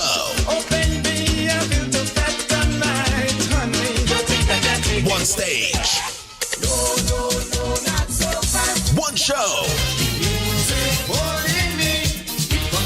Grenada's best Calypsonians performing Grenada's greatest hits. Sunday, February 11th, 2024 at 6 p.m. sharp. Grenada National Stadium. More information coming soon. When the DJ play Peter Humphrey, she raise her hand and she tell me, making no place sweeter than home. The public is advised that all retail banking units or branches of Grenada Cooperative Bank Limited will be closed at 12 noon on Wednesday, December 6, 2023 to facilitate a general staff meeting. The bank apologizes for any inconveniences caused and reminds you that its e-banking services and Connex ATMs are available to serve you. Regular business hours resume on Thursday, December 7th, 2023.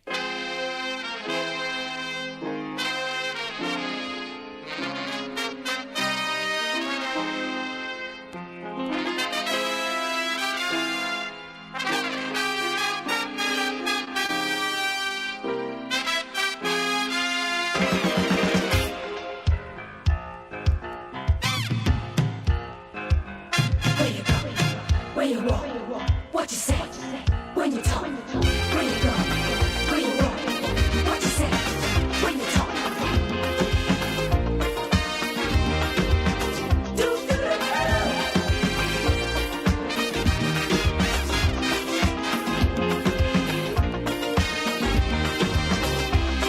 It's a hungry world out there,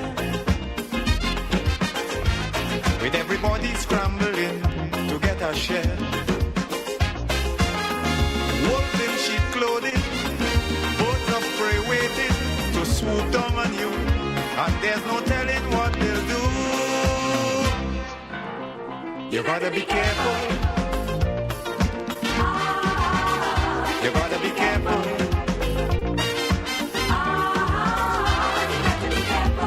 Where you go when you're walking, what you say when you're talking. You gotta be careful. You gotta be careful, careful.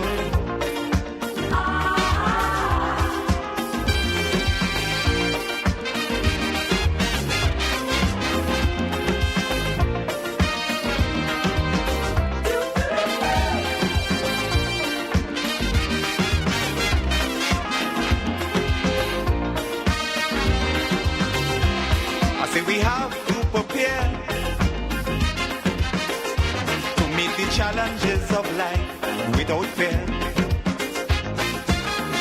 Greed and jealousy, hatred and envy, man, you have to.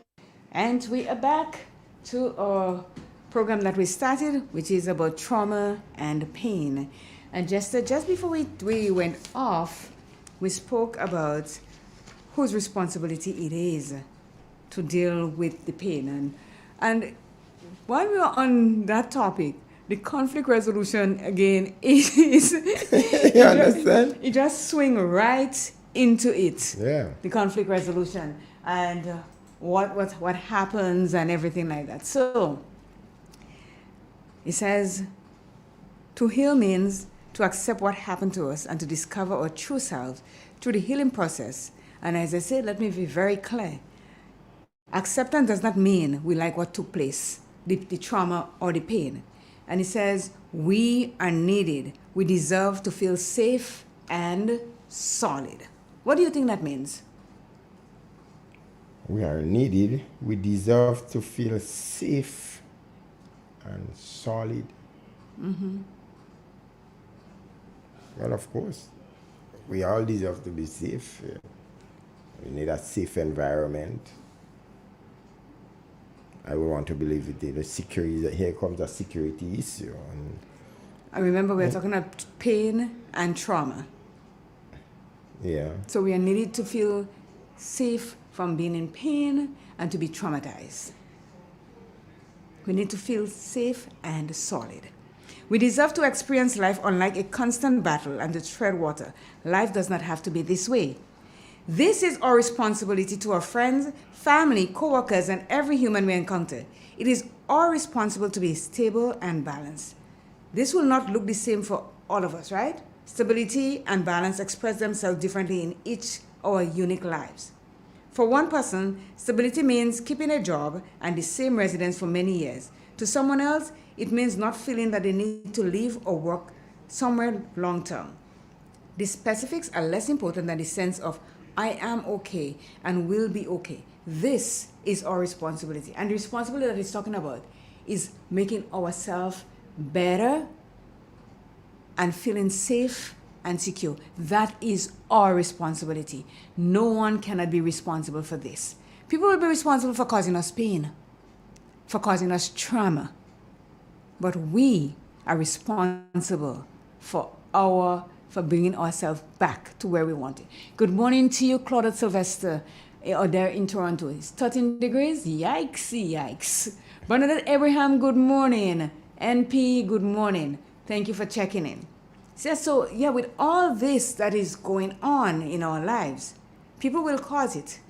But we are the ones that are responsible for bringing our life back into balance. Here, the next one. What happened to you was not your fault. This, We have a caller claim. No, what happened to you was not your fault. It was not something you asked for. We'll get back to it. Let's it was just not something you entertain the deserved. caller. Okay, we're taking the caller. Good morning. You're coughing in the morning here. Good morning. Yeah, and she wanted to miss out on that call. I wasn't going to miss out on the call. Stop lying. But Jess, it look like you smell it, man. Guys smell coffee there. Yeah, the coffee, you're going around, I must smell it, man. Yeah, the fragments. Yeah. Well, I don't know how she didn't smell that. I don't understand. You don't understand. My flat nose not allowing me to smell Oh it, my okay? God, just so we're not going down that road. No, not at all. Not at all. Yeah, very good topic this morning. But we also have to clear the. Would you please, before you was going into the second part of the reading, can you read back the first part before you? Which is the first part? Yes, before you started that new verse that you was going in. Where it says we are needed to deserve to feel safe and solid. You passed that already. Okay. Which one is it? For the specifics are less important than if I am okay or will be okay. This is our responsibility. Yes, you go a little more. What happened to you was not your fault. All right, so then behind that, right. Now, we also have to take into consideration that while we ourselves, the onus is on us to make sure that we create the right atmosphere in order for us to be happy, and also create the right atmosphere that we do not really hinge on the things that others do to cause pain to our own self.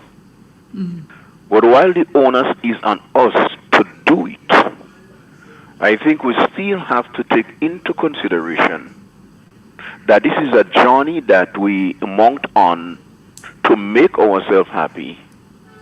And while, yes, the onus is on us on that journey to make ourselves happy, but we still have to take into consideration there are still some wonderful people on planet Earth that will always, at times, help us to accomplish that mission on the journey. True. There are wonderful people in our lives that can be able to motivate us and give us the incentive to go forward. And with all what is taking place upon the face of the earth, we have to realize we hardly find true friends now. But if we search very diligently, I believe that there are some wonderful people that can be able to motivate us, that can be able to advise us, that can be able to give us a push whenever we stick in the mud there. But as I said, the onus is on us to make ourselves happy. I rest my case. Thank you. You're welcome. The As onus is usual. us to make ourselves happy. You see? And that's the thing. You know, we depend on people every day in our lives to think that they are the ones that are responsible for us, for our happiness and so. And it's not. We are the ones. Because you know what? We are the ones that's going through the pain. We are the ones that are going through the trauma. And the people are the persons that cause the pain to you. You think they think, well, okay, Jester is in pain, or I caused Jester that pain. Let me see if I could take it away from him. They already did it. They move along.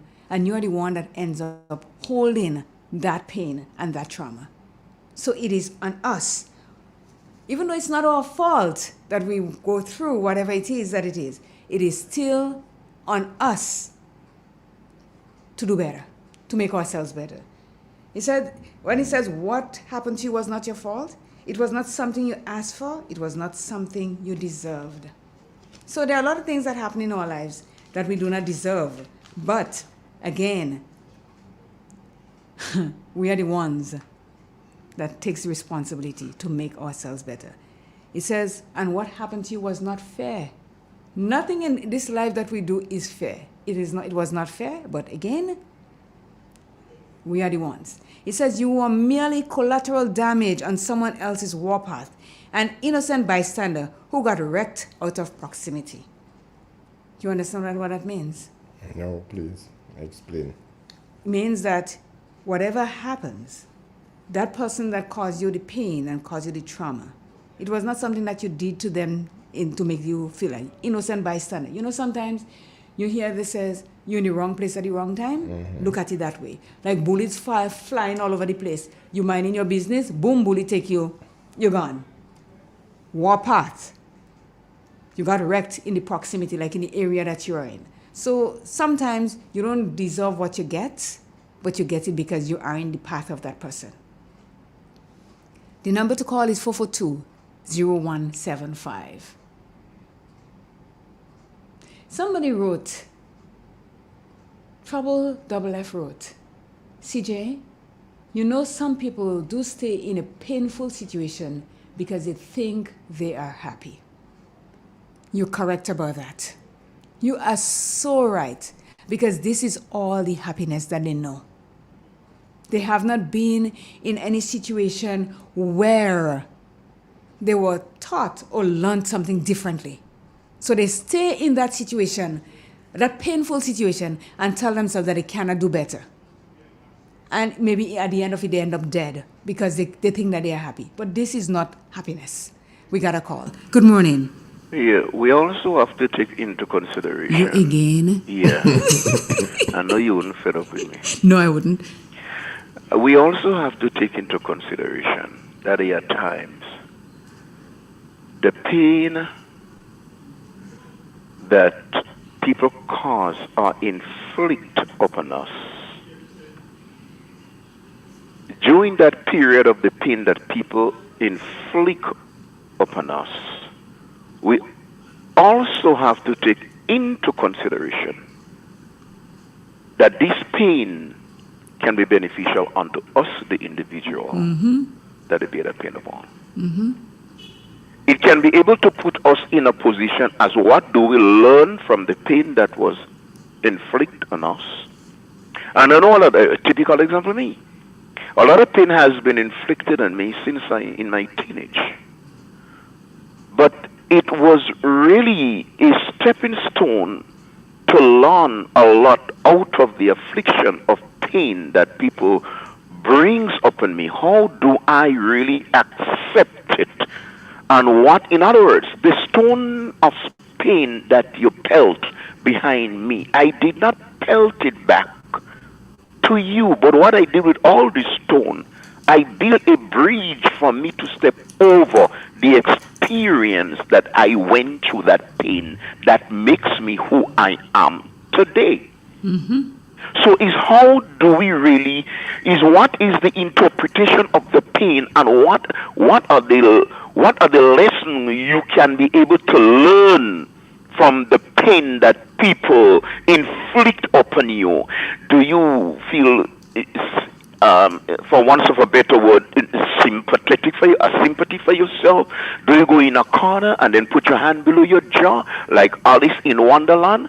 Are you going to sift through, do an assessment of the pain that it inflicts on you? And out of that, the good thing about it is once you have what it takes to deal, a lot of people crumble under the pain because they does not have what it takes to deal with the infliction of the pain. I don't think you will hear me again, you know. Yeah, call back again. Nah, man, I don't need you. Why you to come and say you again? No, I'll call you nice this time, the third time. That's okay. All right then. Thank all right, you. all right, yeah. Okay, bye-bye. So, yes, I mean, a lot of people, trouble and happiness is blind as love these days. That is so true. But, you know, the thing is, Jester, we are all traumatized by life, eh? Some of us from egregious, which means shockingly bad situations or wrongdoing. Others by unprocessed pain and silent emotion. No matter the source, we are all handed a play of cards. And sometimes, the one we get another winning hand.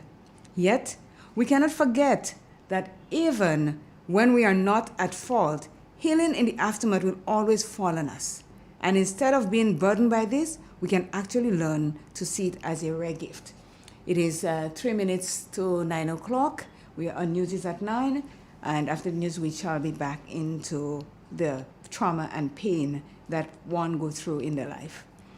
And, you know, healing, that's the operative word for that topic that we have with trauma and pain. Healing, the healing process. As Coffee says, sometimes you learn a whole lot from the pain that you go through to make yourself better, stronger, and rise over like the ashes from the phoenix. It is 9 o'clock. It is news. We shall be back soon. Triple N. Informative, entertaining, and first. Every hour on the hour.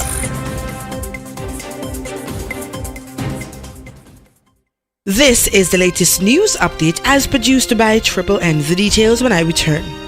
In an industry where customers expect quality, M&N Hardware Limited is a leader in locally manufactured aluminum windows, doors, roofing, and guttering. Our manufacturing division is efficient, flexible, and will always go the extra mile to surpass customer expectations. If you need security, sash, casement, or projected windows, we're able to do it. Our security and heavy-duty doors are state-of-the-art and can be customized specifically for you. Using innovative coating technologies and protective film, our roofing and guttering is weather-resistant, providing outstanding color retention for many years. Available in 24 and 26 gauge and a variety of color options. We are the leading company, a family that is proving to customers they can have their dream products. M&N Hardware Limited. Foundation to roof, let's build together.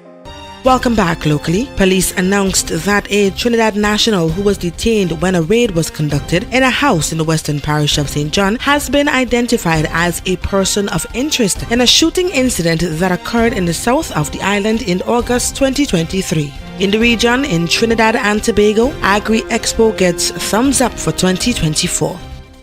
The TNT Agri Investment Forum and Expo will take place next year. This was confirmed by Agriculture Minister Kazim Hussein, who said he has been given the go-ahead by the Prime Minister.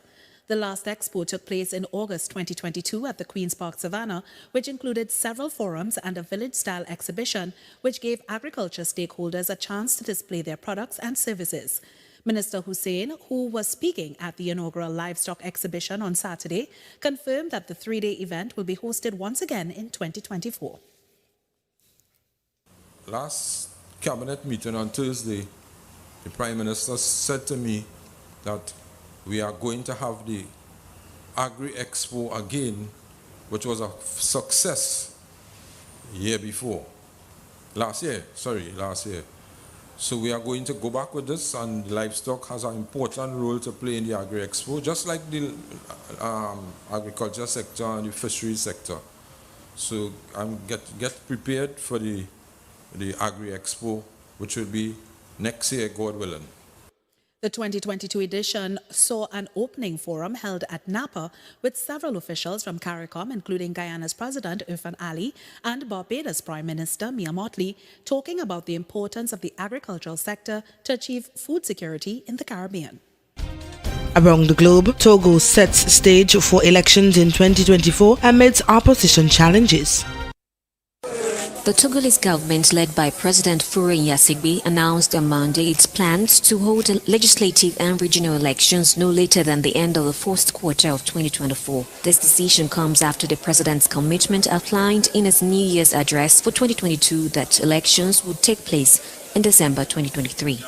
The opposition, which has been critical of the ruling Union for the Republic Party, mobilized its supporters during the recent electoral census. The census, conducted from April 29 to June 14, drew significant public participation, particularly at the voter card distribution centers.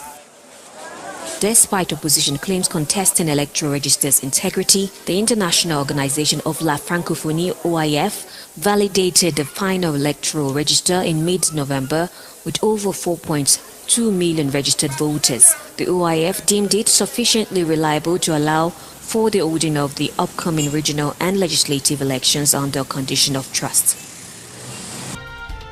And in sports, LeBron James set the record for most minutes played in the NBA on the same night he suffered the heaviest defeat of his career. James, 38, scored 18 points in the LA Lakers' 138-94 defeat by the Philadelphia 76ers on Monday. He surpassed Kareem Abdul-Jabbar's league record of 66,297 minutes during the first quarter of the game. This ends the latest news update as produced by the Northern News Network. I am your presenter, Maxine Entwine, thanking you for listening.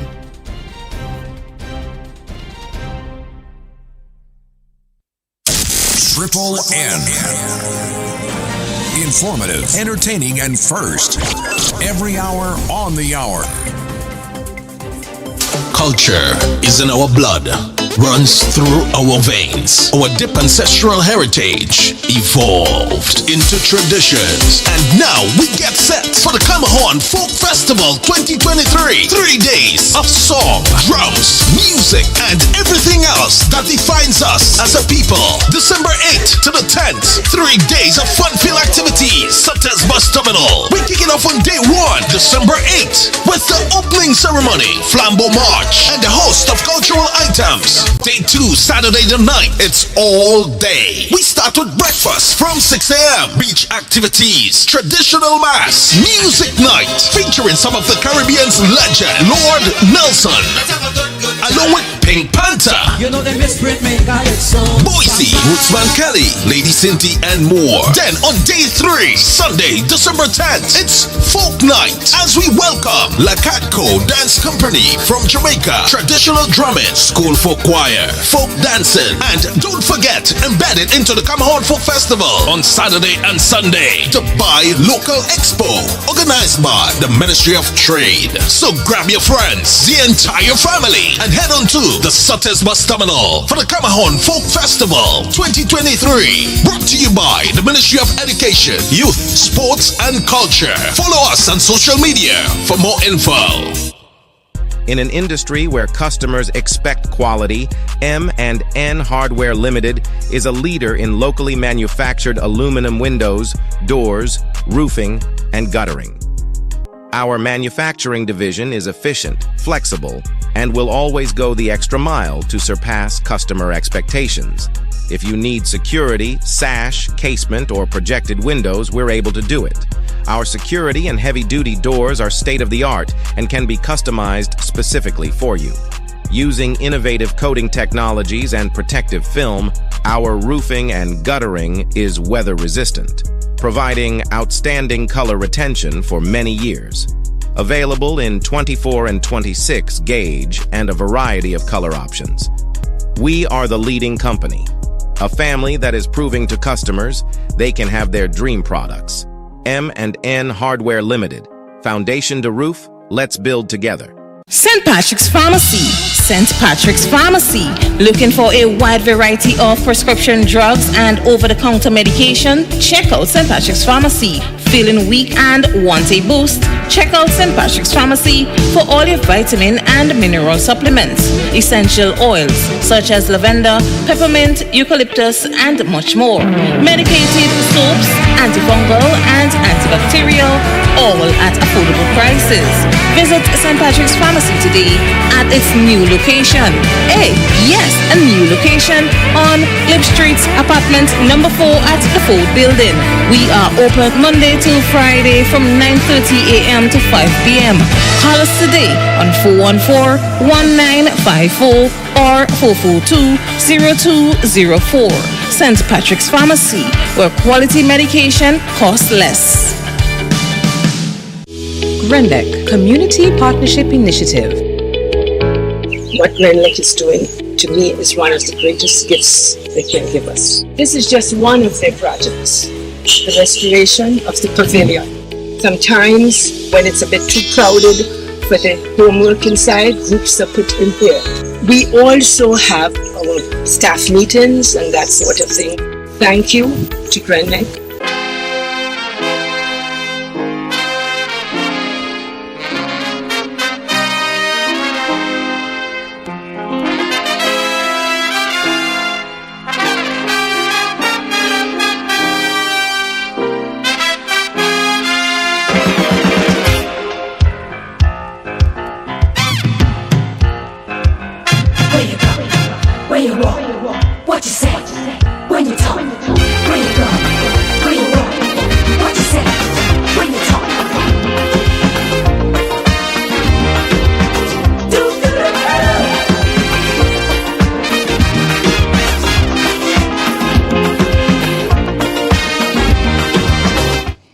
It is 9 minutes after the hour of 9 o'clock, and I am back with Jester Noel. Is that your name, Jester? Noel?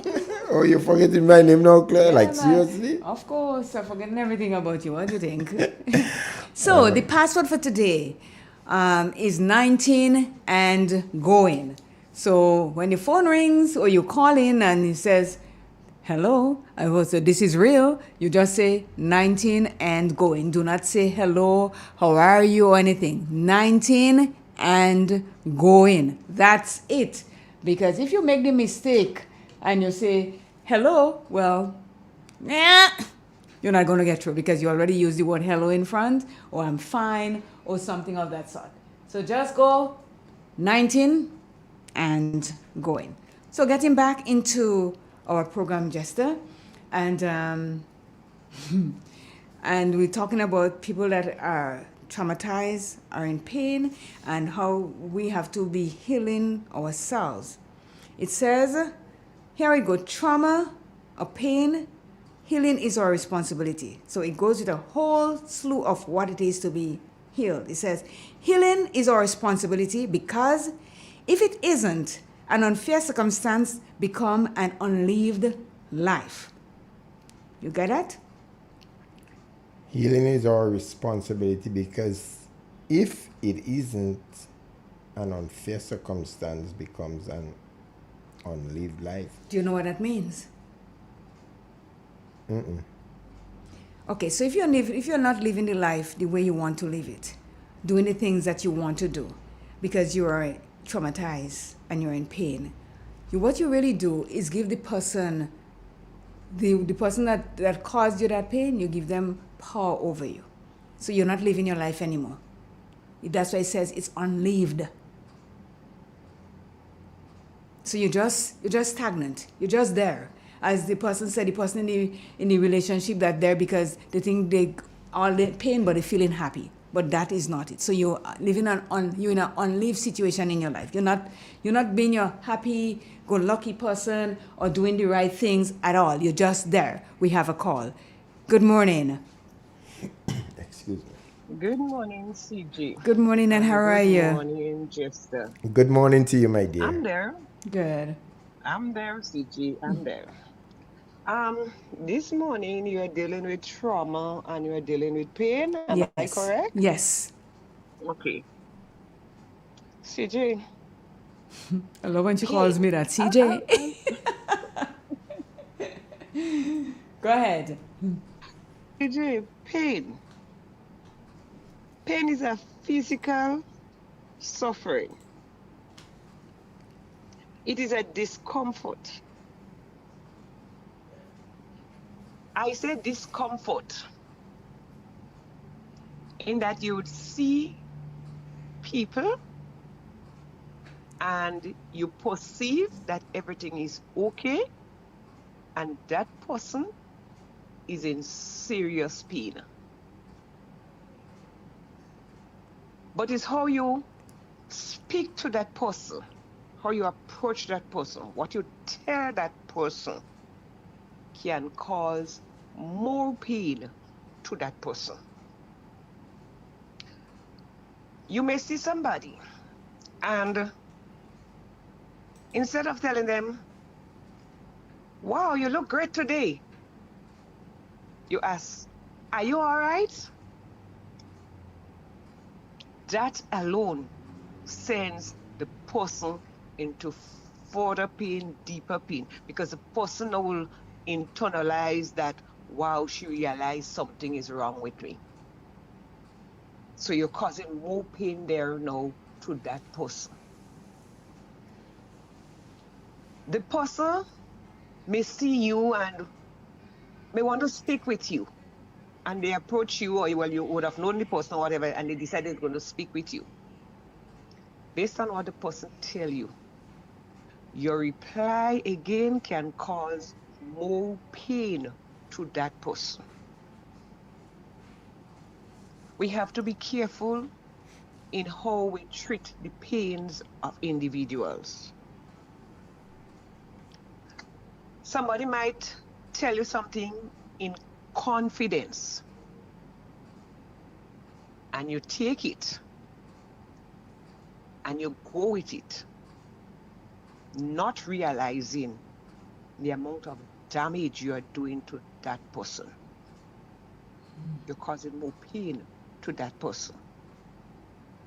So in essence, is how we treat pain. You have a headache, you have a toothache, you may take 2 Panadol also for that pain. But someone that is going through emotional pain, what medication can you give that person to ease or release them from that pain? And that is very important. That is very important, because what you do or say to that person can cause further pain, more pain. So what we ought to do is we must try and alleviate the pain instead of causing more pain. Thank you very much. And this is something all of us as human beings must do and learn to do. Alleviate the pain instead of causing more pain. Because there are times when we think we are helping, we are making a bad situation worse. So we have to be very careful as to how we deal with people. Not everybody would come out and say, okay, I am going through this and I'm going through that. And then sometimes somebody's like, I wonder who can I speak to? Okay, you get a bun. You know you have to go to the health center. You get a cut. You know you have to go to the health center. You fall and your leg is broken. You know you have to be taken to the hospital. But the emotional pain, who do you go to? That's a big question. Who do you go to? And sometimes you tell yourself, well, okay, let me confide in CJ. I think she's a good person I can relate to. And CJ is being approached and everything is being relayed to CJ. It is left to CJ now as to what she will do with what she receives. How do you treat it? How do you assure the person that it would be long, but it would not be forever? And you do to tell somebody, I understand what you're going through. No. Wrong word. A bond is different to a cut. A bond is different to a cut. You may have a bond, but CJ, I have a deep wound. I have a deep incision in me. So you cannot say, I know what you are going through. No, you don't. The assurance is, let me see how best I can help you. That's what the person wants to hear. I'm getting help. Yeah. Let me see how best I can help you. Is there anything you want me to do? Okay. Or I cannot do it, or I cannot say that I cannot do it. Would you like me to refer you to somebody who I know can help you much better than I am doing? You offer help. And sometimes that is all the person wants. Help. Sure. Too many times we we give the person more pain than what they are having. And if we say we need to help, let us help in a loving way, let us help in a genuine way to alleviate the pains that some people are going through. Thank you so CJ very and much. Jessel, thank you for accommodating me. Well I said. was wondering if I'm going to call you though. No, anytime. Well anytime. said, well Thank said, you. well You put together. You know, must call in and Yes. show it. And then another thing, CJ, there is nobody now that is breathing the breath of life that can say, I have not had any emotional pain. They may not have any physical pain, but they don't have any emotional pain. Anybody saying that, I am telling them that is a big lie. I agree with you. Because emotional pain comes in different forms. So what would be emotional for me, it may not be emotional for Jester. Listen, somebody It may not wrote, be emotional for you. But we all go through emotional pain. somebody wrote, Mental pain. You know, sometimes you just sit there and you be thinking, and you know, is that what brings on mental illness? You're just thinking, you're just asking yourself a set of questions. How did I get myself into that? How am I going to get out? How this and why this? You have to give persons the assurance that, okay, forget how, and let's focus on I can and I will. Amen. Talk And to you that's what people soon. want to hear, because they just think, how will it happen, and I shouldn't, no, let them, I can and I will. Yep. And you know, sometimes people see you and wow, you look nice, you look good. Little do they know what you have been through. Yeah. Little do they know what you have been through that caused you now to be looking so nice and so good. CJ? Yeah. Let me give somebody else another Gotcha. chance. Thank you Take very care. much. Okay, bye-bye. Claire, Somebody wrote on the live here, I personally went through a lot of pain in my life, and I can truly say it made me a better person. In other words, I learned from it. And that's what it's saying here. We have to take responsibility for ourselves. But we did No one can do somebody that for for it. it. So Huh? you can say the person's name. Do I have to? Next thing I get sued. What's wrong with you? Hello? Sued? No. I Let's heard move that. along. Trauma healing is our responsibility, as it says. We have No. We have another call. Let me comment on the caller. We have another call. Hold on. Good morning. Go right ahead, please.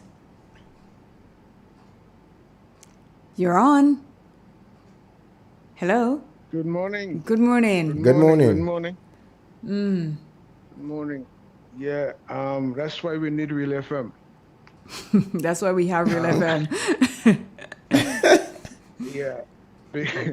Yeah, because trauma and pain, you know, it's real, especially in this day and age.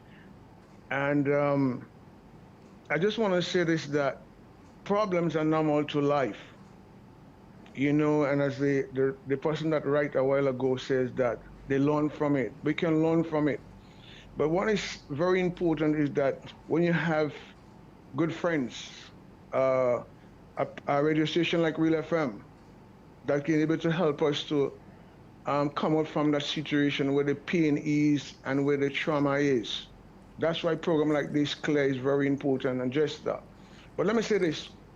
The areas of your focus, if you're having pain, if you're having trauma, change your focus.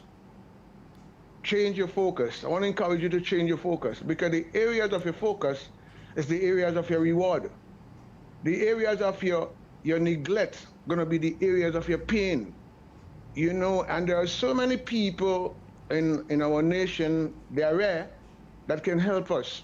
You know, that's why we need each other. We need each other, that we can help. You know, like the sister was saying a while ago, you can call somebody because sometimes our pains, they differ. They're different. But we need each other. We need to help, you know. Like, for instance, we have this group, myself and Brother Bevin and them, where we call one another. We find out, you know, every day what the situation is with one another, you know, and we assist one another. And this is what we need in our nation, where people might be going through difficulties and we can able to help them. I just want to say this morning to all of us, that we don't get in life what we want, we get what we prepare for. So I want to encourage every family that despite the pain, despite the trauma, there is a solution. There is a solution. There are still people in Grenada that can able to assist. There are still, and a radio station like Real FM, I give God praise for that, where we can able to help, so that people can come out from the trauma and they can come out from the pain. God bless you all. Thank you. Have a blessed morning. All right, bye-bye. Thank you. Yeah. Yep. And you know, I have to go through the healing process here, what it means. Healing is our responsibility, because if it isn't, an unfair circumstance become an unlived life, right? Healing is our responsibility, because unprocessed pain gets transferred to everyone around us, and we are not going to allow what someone else did to us to become what we do to those we love. Healing is our responsibility, because we have this one life, this single shot to do something important. Healing is our responsibility, because if we want our lives to be different, sitting and waiting for someone else to make them so we will not actually change them, it will only make us dependent and bitter. Healing is our responsibility, because we have the power to heal ourselves, even if we have previously been led to believe we do not. I think we have a call. Right? Yes. Good morning. Good morning, Miss Kelly, and good morning, Mr. Jester. Good morning to you, Miss. No, I don't want to call, but I want to call, but you know, this thing is shaking me heart. Okay, go ahead. And I don't want to do that. Okay. Last week, Friday, I do what I do when I lie down. When they say trouble is trouble. And you know, I don't always hear people say, trouble does come and meet you inside your house. Mm-hmm. But I could tell anybody last week Friday, come and meet me inside my house. But by the grace of God, I just go mute. I see, I lie down on my bed. I hear a vehicle stop in my gap. When I watch out, I see, oh, there's a white car. So I see the car open. And the person say, can you go there? I say, yes, I there. When the person come out, I see it's my sister. But I fly down the bed. And I go open the door and I go out and meet her. I open, tell her, I say, push inside the gate and get him. Not yesterday, not today. Since I'm little children and them small, I go and shooting with my sister up to now, but now I have sense. Because I used to curse, but now I just go in mute. Mm-hmm. I don't say anything. So she come in, I sit down. I just about to go and offer something to eat. She give me complain about she neighbor, what they doing now. So I sing to her, so well, just study them. Once you don't interfere with them, even though they're talking or they're saying, they beating pan, they cussing, they getting on. I say, well, just study them. She can go in the veranda in the house. I say, well, you could not want to go upstairs, you could stay downstairs. You don't have to go up there. Papa, that lady turned on me. Well, that lady tell me thing, eh? The lady tell me, my sister tell me things. She tell me things. My husband they inside the house. My daughter they inside the house. They don't coming out. But I started to speak here in the house and tell her what she saying about his neighbor. Well, don't worry. But when I see she branch on me, it's my own family who are killing me. My family, what killing me. They want to kill me. They want to kill Leiden. They want to kill Johnny. They want to kill me husband and kill me children. I see, well, they're not good head now. They're not good head now because you cannot go there to say in that time. I just go new. I don't say anything. And not even I'm laying far from me and I. Mm-hmm. I just sit down. My sister tell me things. My sister call her name. What family do, what who do, what this. And I joining with them. Oh, God of mercy. You know how you talking about that and that pain come back in me from last week. Mm-hmm. People just come in your house and they killing you. And it's true. My sister tell me things. She say things. Then first when she come back, I say, well, your husband tell me go to come back. And that was the only good question she answered. When the husband come in, meet a cousin. A friend of mine passed and called her. Don't call me. I don't want you to call me all over you are killing me and over you are hypocrite me. Are you send me on with Pampers? Are you send me in hospital? Are you send me on with 90? I don't say a word. I just sit down. Then she said, my family were killing me. They handing me blood. Well, she call her Pastor King name. He don't have name, she don't call. I just sit down there and I mute myself. I don't say a word. She said thing when the husband come, the husband meet her cousin. He asked her, he said, what happened? He said, what do you, why you saying that? She don't answer. Then she said, I just talking. So when she leave, and when she mad, because she walking from me, walk with you, she me gate, the front gate, and she coming back and sit down. She getting up, I just mute. I don't say a word. When the husband, and Barwater, Mm-hmm. When the husband come and the husband call her, when she go, and she is clear, so I ask the husband, I say, you have a tablet for her? Yes, are you so and so? Okay. Are you what's her name? Want me to drink tablet? Okay, yeah. I don't answer. So how did it end up then? What happened after all that? Well, after she leave the husband go and she leave and go, the husband come out, me that come out. He say, can you? He say, I'm afraid for you, He say, can I'm afraid for you? He say, you don't see I don't come out? I turned to him and I say, you don't see I stay mute? The music can't play because I just go mute. I don't know what to do to turn back. He said, Ken, I'm really glad for you. He said, I'm glad for you, though. Me that I come out, Mommy. I didn't even want her to know if I did. I know. Because Mommy dies the thing, and then she come in your house and telling you. She said, Mommy, I did, but I'm afraid, because I'm afraid you would answer and you would have. I said, no. I come out down that car already. I don't go in back again. So, I'm going up and it's up and it's up until I reach. So can you resign yourself when she go then? No, well, I didn't fear. No, I didn't fear of fire. Okay. But the thing what she's saying, you're faking me because you're telling me that in my present. Yep. But and you leave your house to come and tell me that inside my house. Some other people throwing you out when in days of me was 10 row. I throw her 3 times in the road. But I just mute. She say things, she say. So, I say that to say, a listener, you good. And I say that to say, people don't come and anyway and put pain in your heart where your heart could give up on you. In the night you can sleep. And they lie down sleeping and snoring loud. I know. And kind of the thing is, you had no idea that she was turning up by you. No. Okay. So we and understand. I'm so happy to see her when she comes. But, so until I don't taking me rest. But you say, Kenro, as it says, this is where healing comes in, and this is our responsibility. So even everything she said to you, and it hurt you like heck.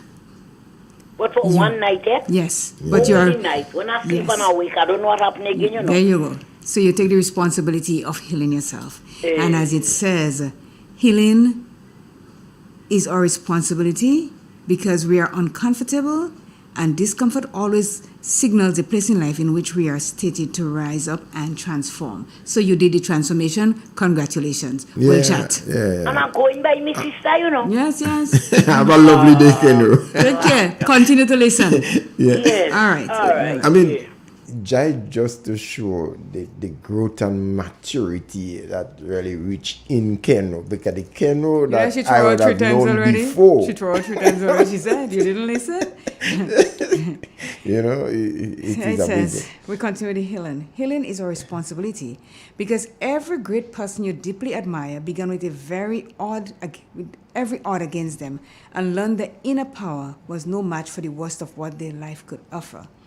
Healing is our responsibility because healing is actually not returning to how and who we were before. It is becoming someone we have never been, someone stronger, someone wiser, someone kinder. These are all things that healing can do. When we heal, we step into the people we have always wanted to be. We are not only able to metabolize the pain, we are able to affect real change in our lives, in our families, and in our communities. We are able to pursue our dreams more freely. We are able to handle whatever life throws at us because we are self-sufficient and assured. We are more willing to dare, risk, and dream of broader horizon, ones we never thought we'd reach. We have a call. Good morning. Great to hear from you. Good morning, and how are you? I'm fine, thank you. Good. I just had to call this morning because I think that your topic, it had touched me. I've been there. And I do not want to go back to the situation, what happened, because I have moved on. I've passed that, I've healed. But I just called to say that when you're going through your pain and your difficult time, there must be somebody, that one person that you can trust to be there for you, that you could express your feeling, somebody that will give you words of encouragement, that you know that you can call them now and they will drop everything and be there for you. Because I had that. I had this friend, and I just talk about, we don't talk every day. We don't talk, probably we talk like twice a year, 3 times a year. But we are friends, and my good friend, I know I can call upon that person. And when I was in my lowest of my lowest and my darkest time, she was always there. When I tell you, Claire, you know this situation. Yes, I do. You know what I'm doing. Yes. And she was there 24/7. I didn't know how she did it, but she did. And you know, when I was going through, people would come and say, "Oh, I know what you're going through," and I used to tell them, "Stop. You don't know. You probably have an idea, but you don't know." When I Sure. had my sleepless nights and my wet pillow, were you there? You didn't feel what I was feeling. So, you know, I just called today to thank you all. You know, most time I listen most time when I'm off. You know, and sometimes it seems as though I don't call, but you connect with me. Most of the things you said, your mental program, I try my best to listen to it as often as I can. And it connect with me because I've been through situation. And I just want to tell somebody, there is always that one person.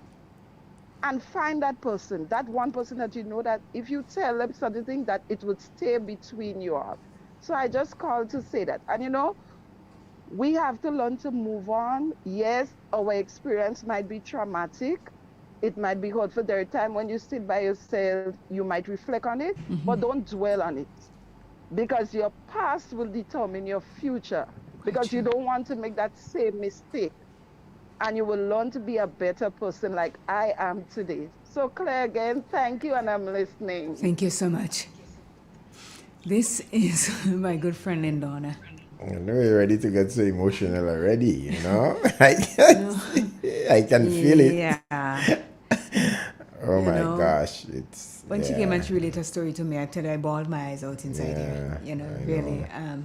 And I tell you, she's one of the women that I know that has metal and steel. Because what she's been through, maybe 20 of us put together would not be able to take it. But more power to you, my girlfriend. Yeah. So it says, the thing is, when someone else does something wrong and it affects us, we often sit around waiting for them to take the pain away, as though they could come along and undo that have been done. We fail to realize that in that hurt, the most important lesson of our lives, the fertile breeding ground upon which we can start to build everything we really want. And it simply means to acknowledge the events and work towards healing ourselves of the pain associated with it. People might say, I wish the event never occurred because I wouldn't have to deal with this anguish, let alone the long road to recovery. Whilst that may be true, if we believe everything happens for a reason, what if our pain is there to teach us self-compassion and forgiveness? Perhaps the lesson is not so much about the transgression that took place, but how we love and nurture ourselves when we are wounded. How do you feel about this? I know it may be difficult to accept, especially if your wounds are fresh. Let's sit for a while and try to see our situation through the lens of love and healing. Dr. Mario Martinez, a clinical neuropsychologist, writes the mind-body code, how to change the belief that limits your mental health, longevity, and success, that when you are wounded, especially by significant people in your life, your empowerment is challenged and your worthiness is called into question. The vulnerability of loss of empowerment creates within you allows the wound to damage your worthiness. To reclaim our empowerment and worthiness once more, we must cross the threshold of pain and let go forth. Let's go of our hurt and anguish. It is essential you understand. I am not leaving you to forget. I'm not inviting you to forget, but to forgive yourself for being caught up in what took place. Through the healing process, we restore a sense of shame, guilt, and anger we inherited as a result of our wounds. So, this is some powerful statements that have been made here. When we go through trauma and we go through pain, there are a lot of things that we think about. But the most important that I get from it is this: heal myself, forgive myself, think about where I want to be and get there. So I would emerge a stronger person, a kinder person, and more empowerment for myself. And each and every one of us, like Marilyn Ferguson says, we cannot know how somebody feels, and we cannot tell somebody, I know how you feel. As Lindona just said, when her pillow is wet at night or was wet at night. You weren't there. You did not know what she was going through. I did not know what she was going through. She knew what she was going through. So she had the power to heal herself. And that's why I always say you always have to have a support group or support somebody. Because if you have to deal with this by yourself, heaven knows, you might be ending up in Mungay or in Camage, in wherever you are. You might be ending up in a mental home. Because it is a lot to deal with by yourself. So we need the people in our lives to support. And something she said that really touched me when she said, the friend that she has, they don't speak every day, maybe once or twice a year. But that was her friend that was there for her, that empowered her, that listened to everything that she has to say and help her to get through in what she was dealing with. So we don't have to have people in our life that every day they're in our face and they always want to know what's going on and everything like that. No. We have to have that support group that when the time comes and you're in trouble or you feel that you are lost and you don't know where to turn, you can pick up your phone. These days, social media has made it easy that you can just send a text, send a WhatsApp, do whatever. You get those people, because alone, you would not be able to do it.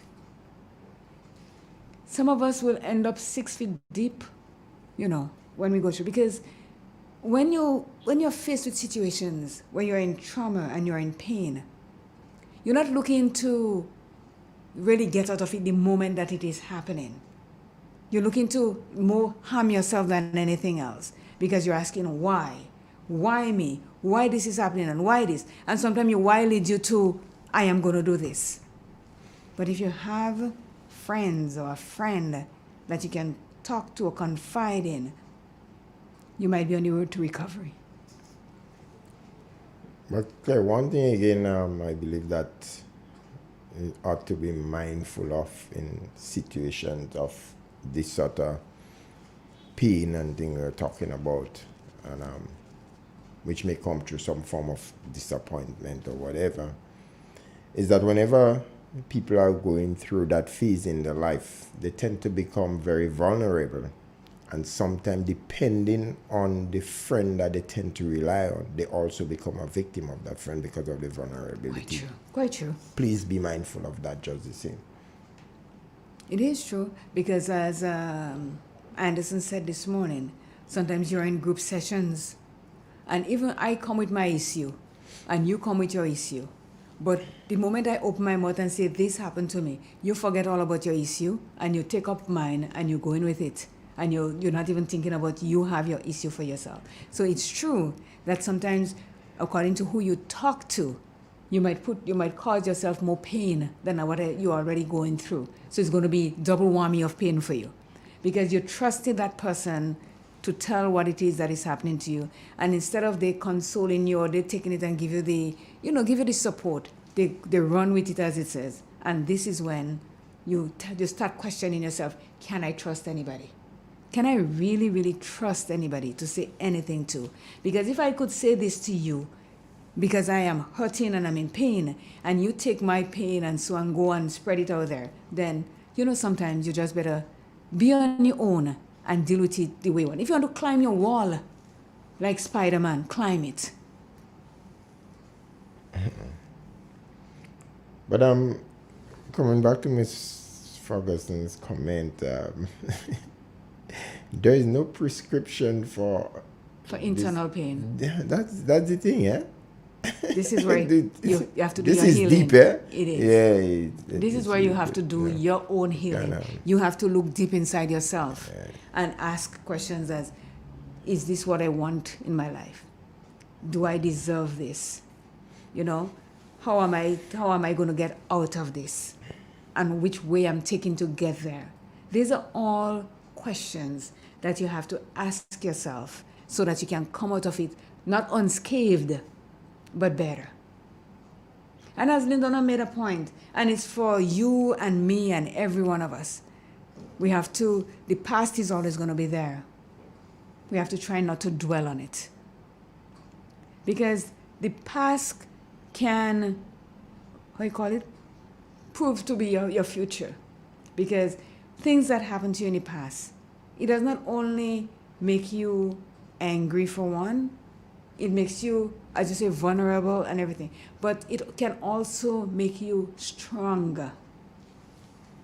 It can make you stronger because you tell yourself that you came from there and you're not going. As Mary Olivachi says,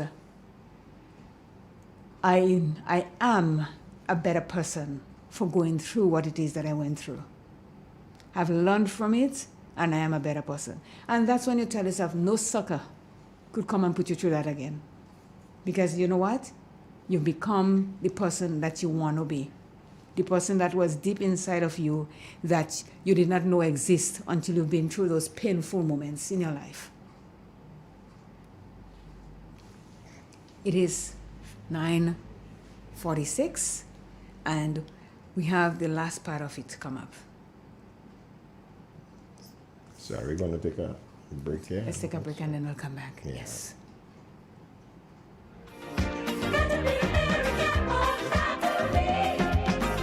Grenada Cooperative Nutmeg Association, GCNA, hereby gives notice that the area meetings of the association will be held as follows. St. Andrews, Monday 27th November, Grenville Current Station, 3 p.m. St. David's, Thursday, December 7th, Bellevue Cocoa Station, St. David, 3 p.m. St. Patrick's, Wednesday 29th November, Marley Receiving Station, 3 p.m. St. Mark's, Thursday 30th November, Victoria Receiving Station, 3 p.m. St. John's, Tuesday 5th December, Grove Receiving Station, 3 p.m. St. George's, Wednesday 6th December, Bolio Nutmeg Museum, 3 p.m. Farmers are asked to make a special effort to attend the meeting in their respective parish. Your new GrenLeg bill is even easier to read and still has all the valuable information you need to track and manage your usage. Hey Mom, okay, your friendly tech support is here. So you got the new GrenLeg bill? Let's take a look. The new bill makes it even easier to see your bill total, the due date, and much more. And take a closer look. It actually is a lot easier to understand. Let me show you. You can still see exactly what the charges are for, but in a great new format, it even shows how the cost of generating and delivering the electricity to you is calculated using your actual usage. And Mom, For over 80 years, we have been the trusted friend you relied on for comfort, support, and guidance. At Lacroix Brothers, we continue to provide the professional quality services you need when a loved one passes on. And now, for your convenience and added financial ease, we offer specially designed funeral packages for only $6,000 VAT inclusive. Special conditions apply. As you plan ahead, we have removed all enrollment fees for our burial society. This offer ends December 31st. Enter your loved one into eternal rest. Visit Lacroix Brothers Funeral Home for greater choices at the lowest possible prices. Select a package that brings added comfort to the entire family. Serving you from locations in St. George's, Grenville, and Carriacou. Telephone 440-2302. Call us any time of day or visit www.lacroixbrothers.com. Lacroix Brothers Funeral Home, continuing a proud Grenadian tradition of excellence. Ozone really gets it clean. Get with the Ozone family line of products. Ozone liquid laundry detergent, perfect for your semi or fully automatic washing machines, yet suitable for your hand wash, soft on your hands. Ozone disinfectant cleaner. It's the most powerful disinfectant and cleaner with a long-lasting fresh scent. Tackles every job around the house or office. Ozone detergent powder and ultra soft fabric softener gets your clothes clean with a natural freshness. Keeps your colors bright. Choose from the wonderful scents, soft flower, ocean breeze, and the new aloe vera. Keep your kitchen sparkling clean with the Ozone dishwashing liquid, Ozone sponges, and cleaning cloth. Ozone toilet bowl cleaner removes lime scale and kills germs while giving your toilet a refreshing scent. Ozone really gets it clean. Marketed and distributed by Calico, Frequente St. George's, and are available at shops and supermarkets nationwide.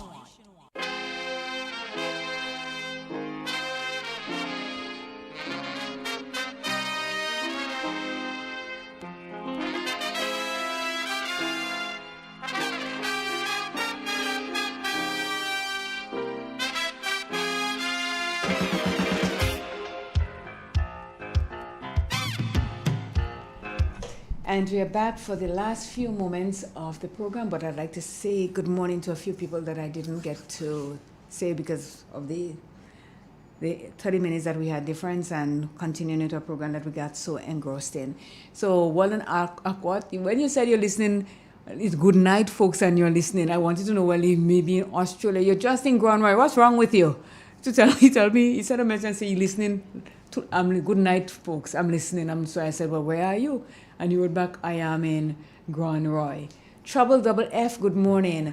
Good morning again to Baby Daddy. Michelle Barry, good morning. Claudette Sylvester, good morning. Bernadette Abraham. Let's see. We have Nisha Peters, good morning to you. Good morning to, who again? Erlene Williams, good morning to you. Teresa Joseph out there in Toronto, good morning. And I know it is cold. Good morning, Sky. Hope all is well. Who again? Because a lot of people are doubling on it because they're making comments one after the other. So I have to look through to see who it is that is saying good morning. So we are down to our last part of it, Jester. Yeah. And as Bandy called and said what we need to do, Marilyn Ferguson did the same thing. Everybody that called talks about the healing process. So it's up to us as individuals to go through that process of healing to make ourselves better or to be better persons from whatever trauma and whatever pain that we are going through.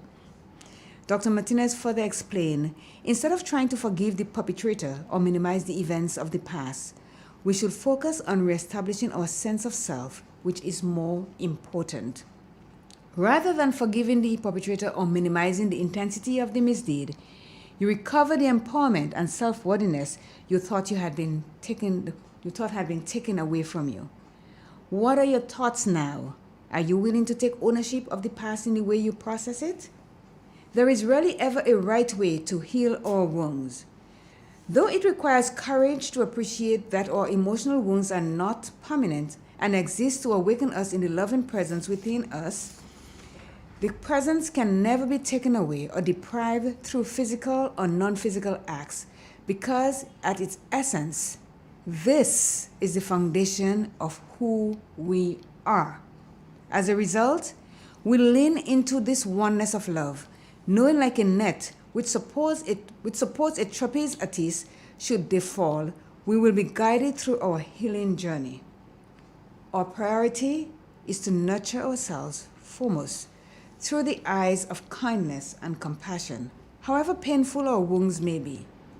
After all, the love within us is far greater than our wounds because it is the greatest purifier and healer there is. I couldn't end it on a better note. This is what it's all about when it comes down to a Jester. It is about healing ourselves.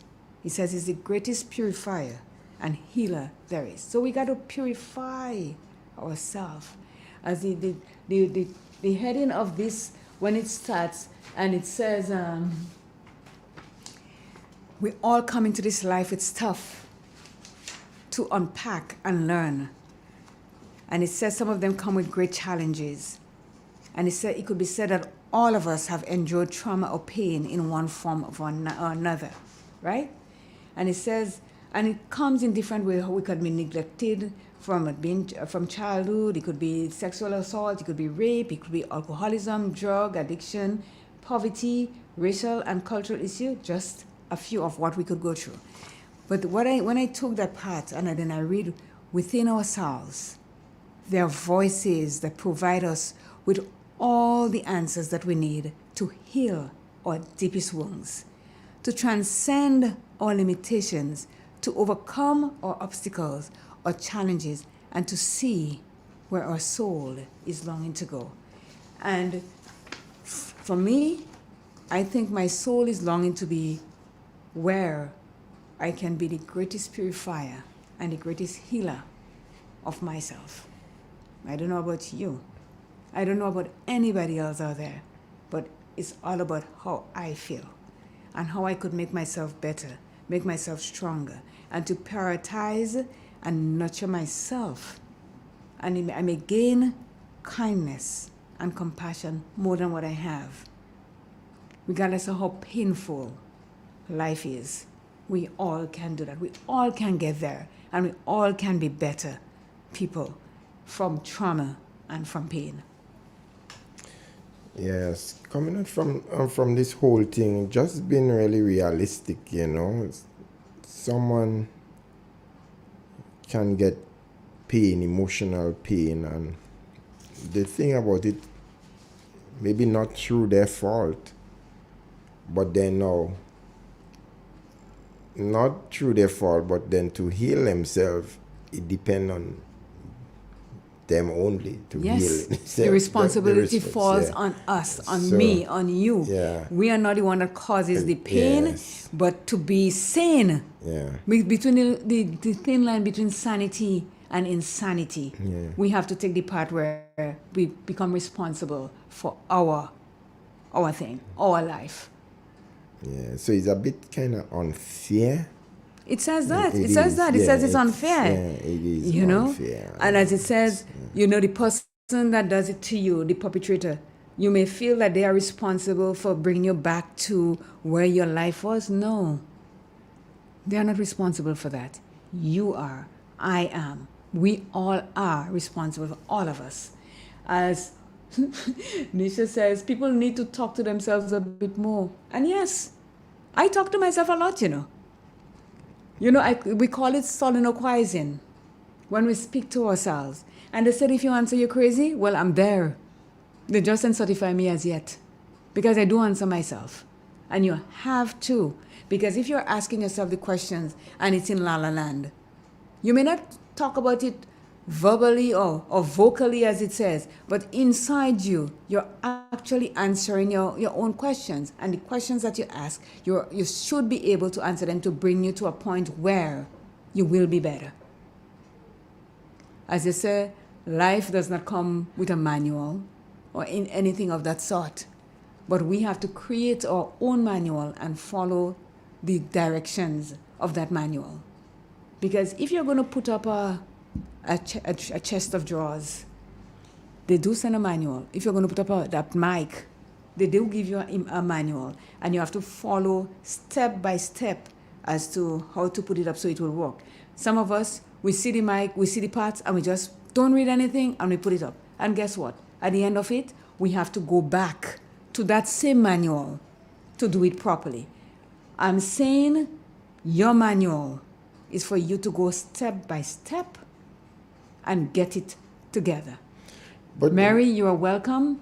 And this was a good topic. I try to bring good topic that can empower each and every one of us. And thank you so much for sharing what it is that you shared today. But I think it's a situation where whoever it is in what situation, you got to analyze the situation totally in depth and realize, because in some people there would be certain strengths and weaknesses of them, right? And you got to weigh the strengths and the weaknesses of the person and realize, you know, if you can cope. Because I've seen certain situations already where certain things happen in relationship and, we have only 2 minutes left? Oh, my gosh. So speak fast. And then they probably feel that, they'll be better off doing such. And then what end up happening in the end, to make a long story short, they jump out from the frying pan straight into the fire. So you've got to be careful and analyze the whole situation too. It is 10 o'clock, and as I always end my program, be kind to people, because kind people are the best kind of people. And after the news, we'll have Win All You Can, If You Can, and remember the password today is 19 and going. Informative, entertaining, and first. Every hour on the hour.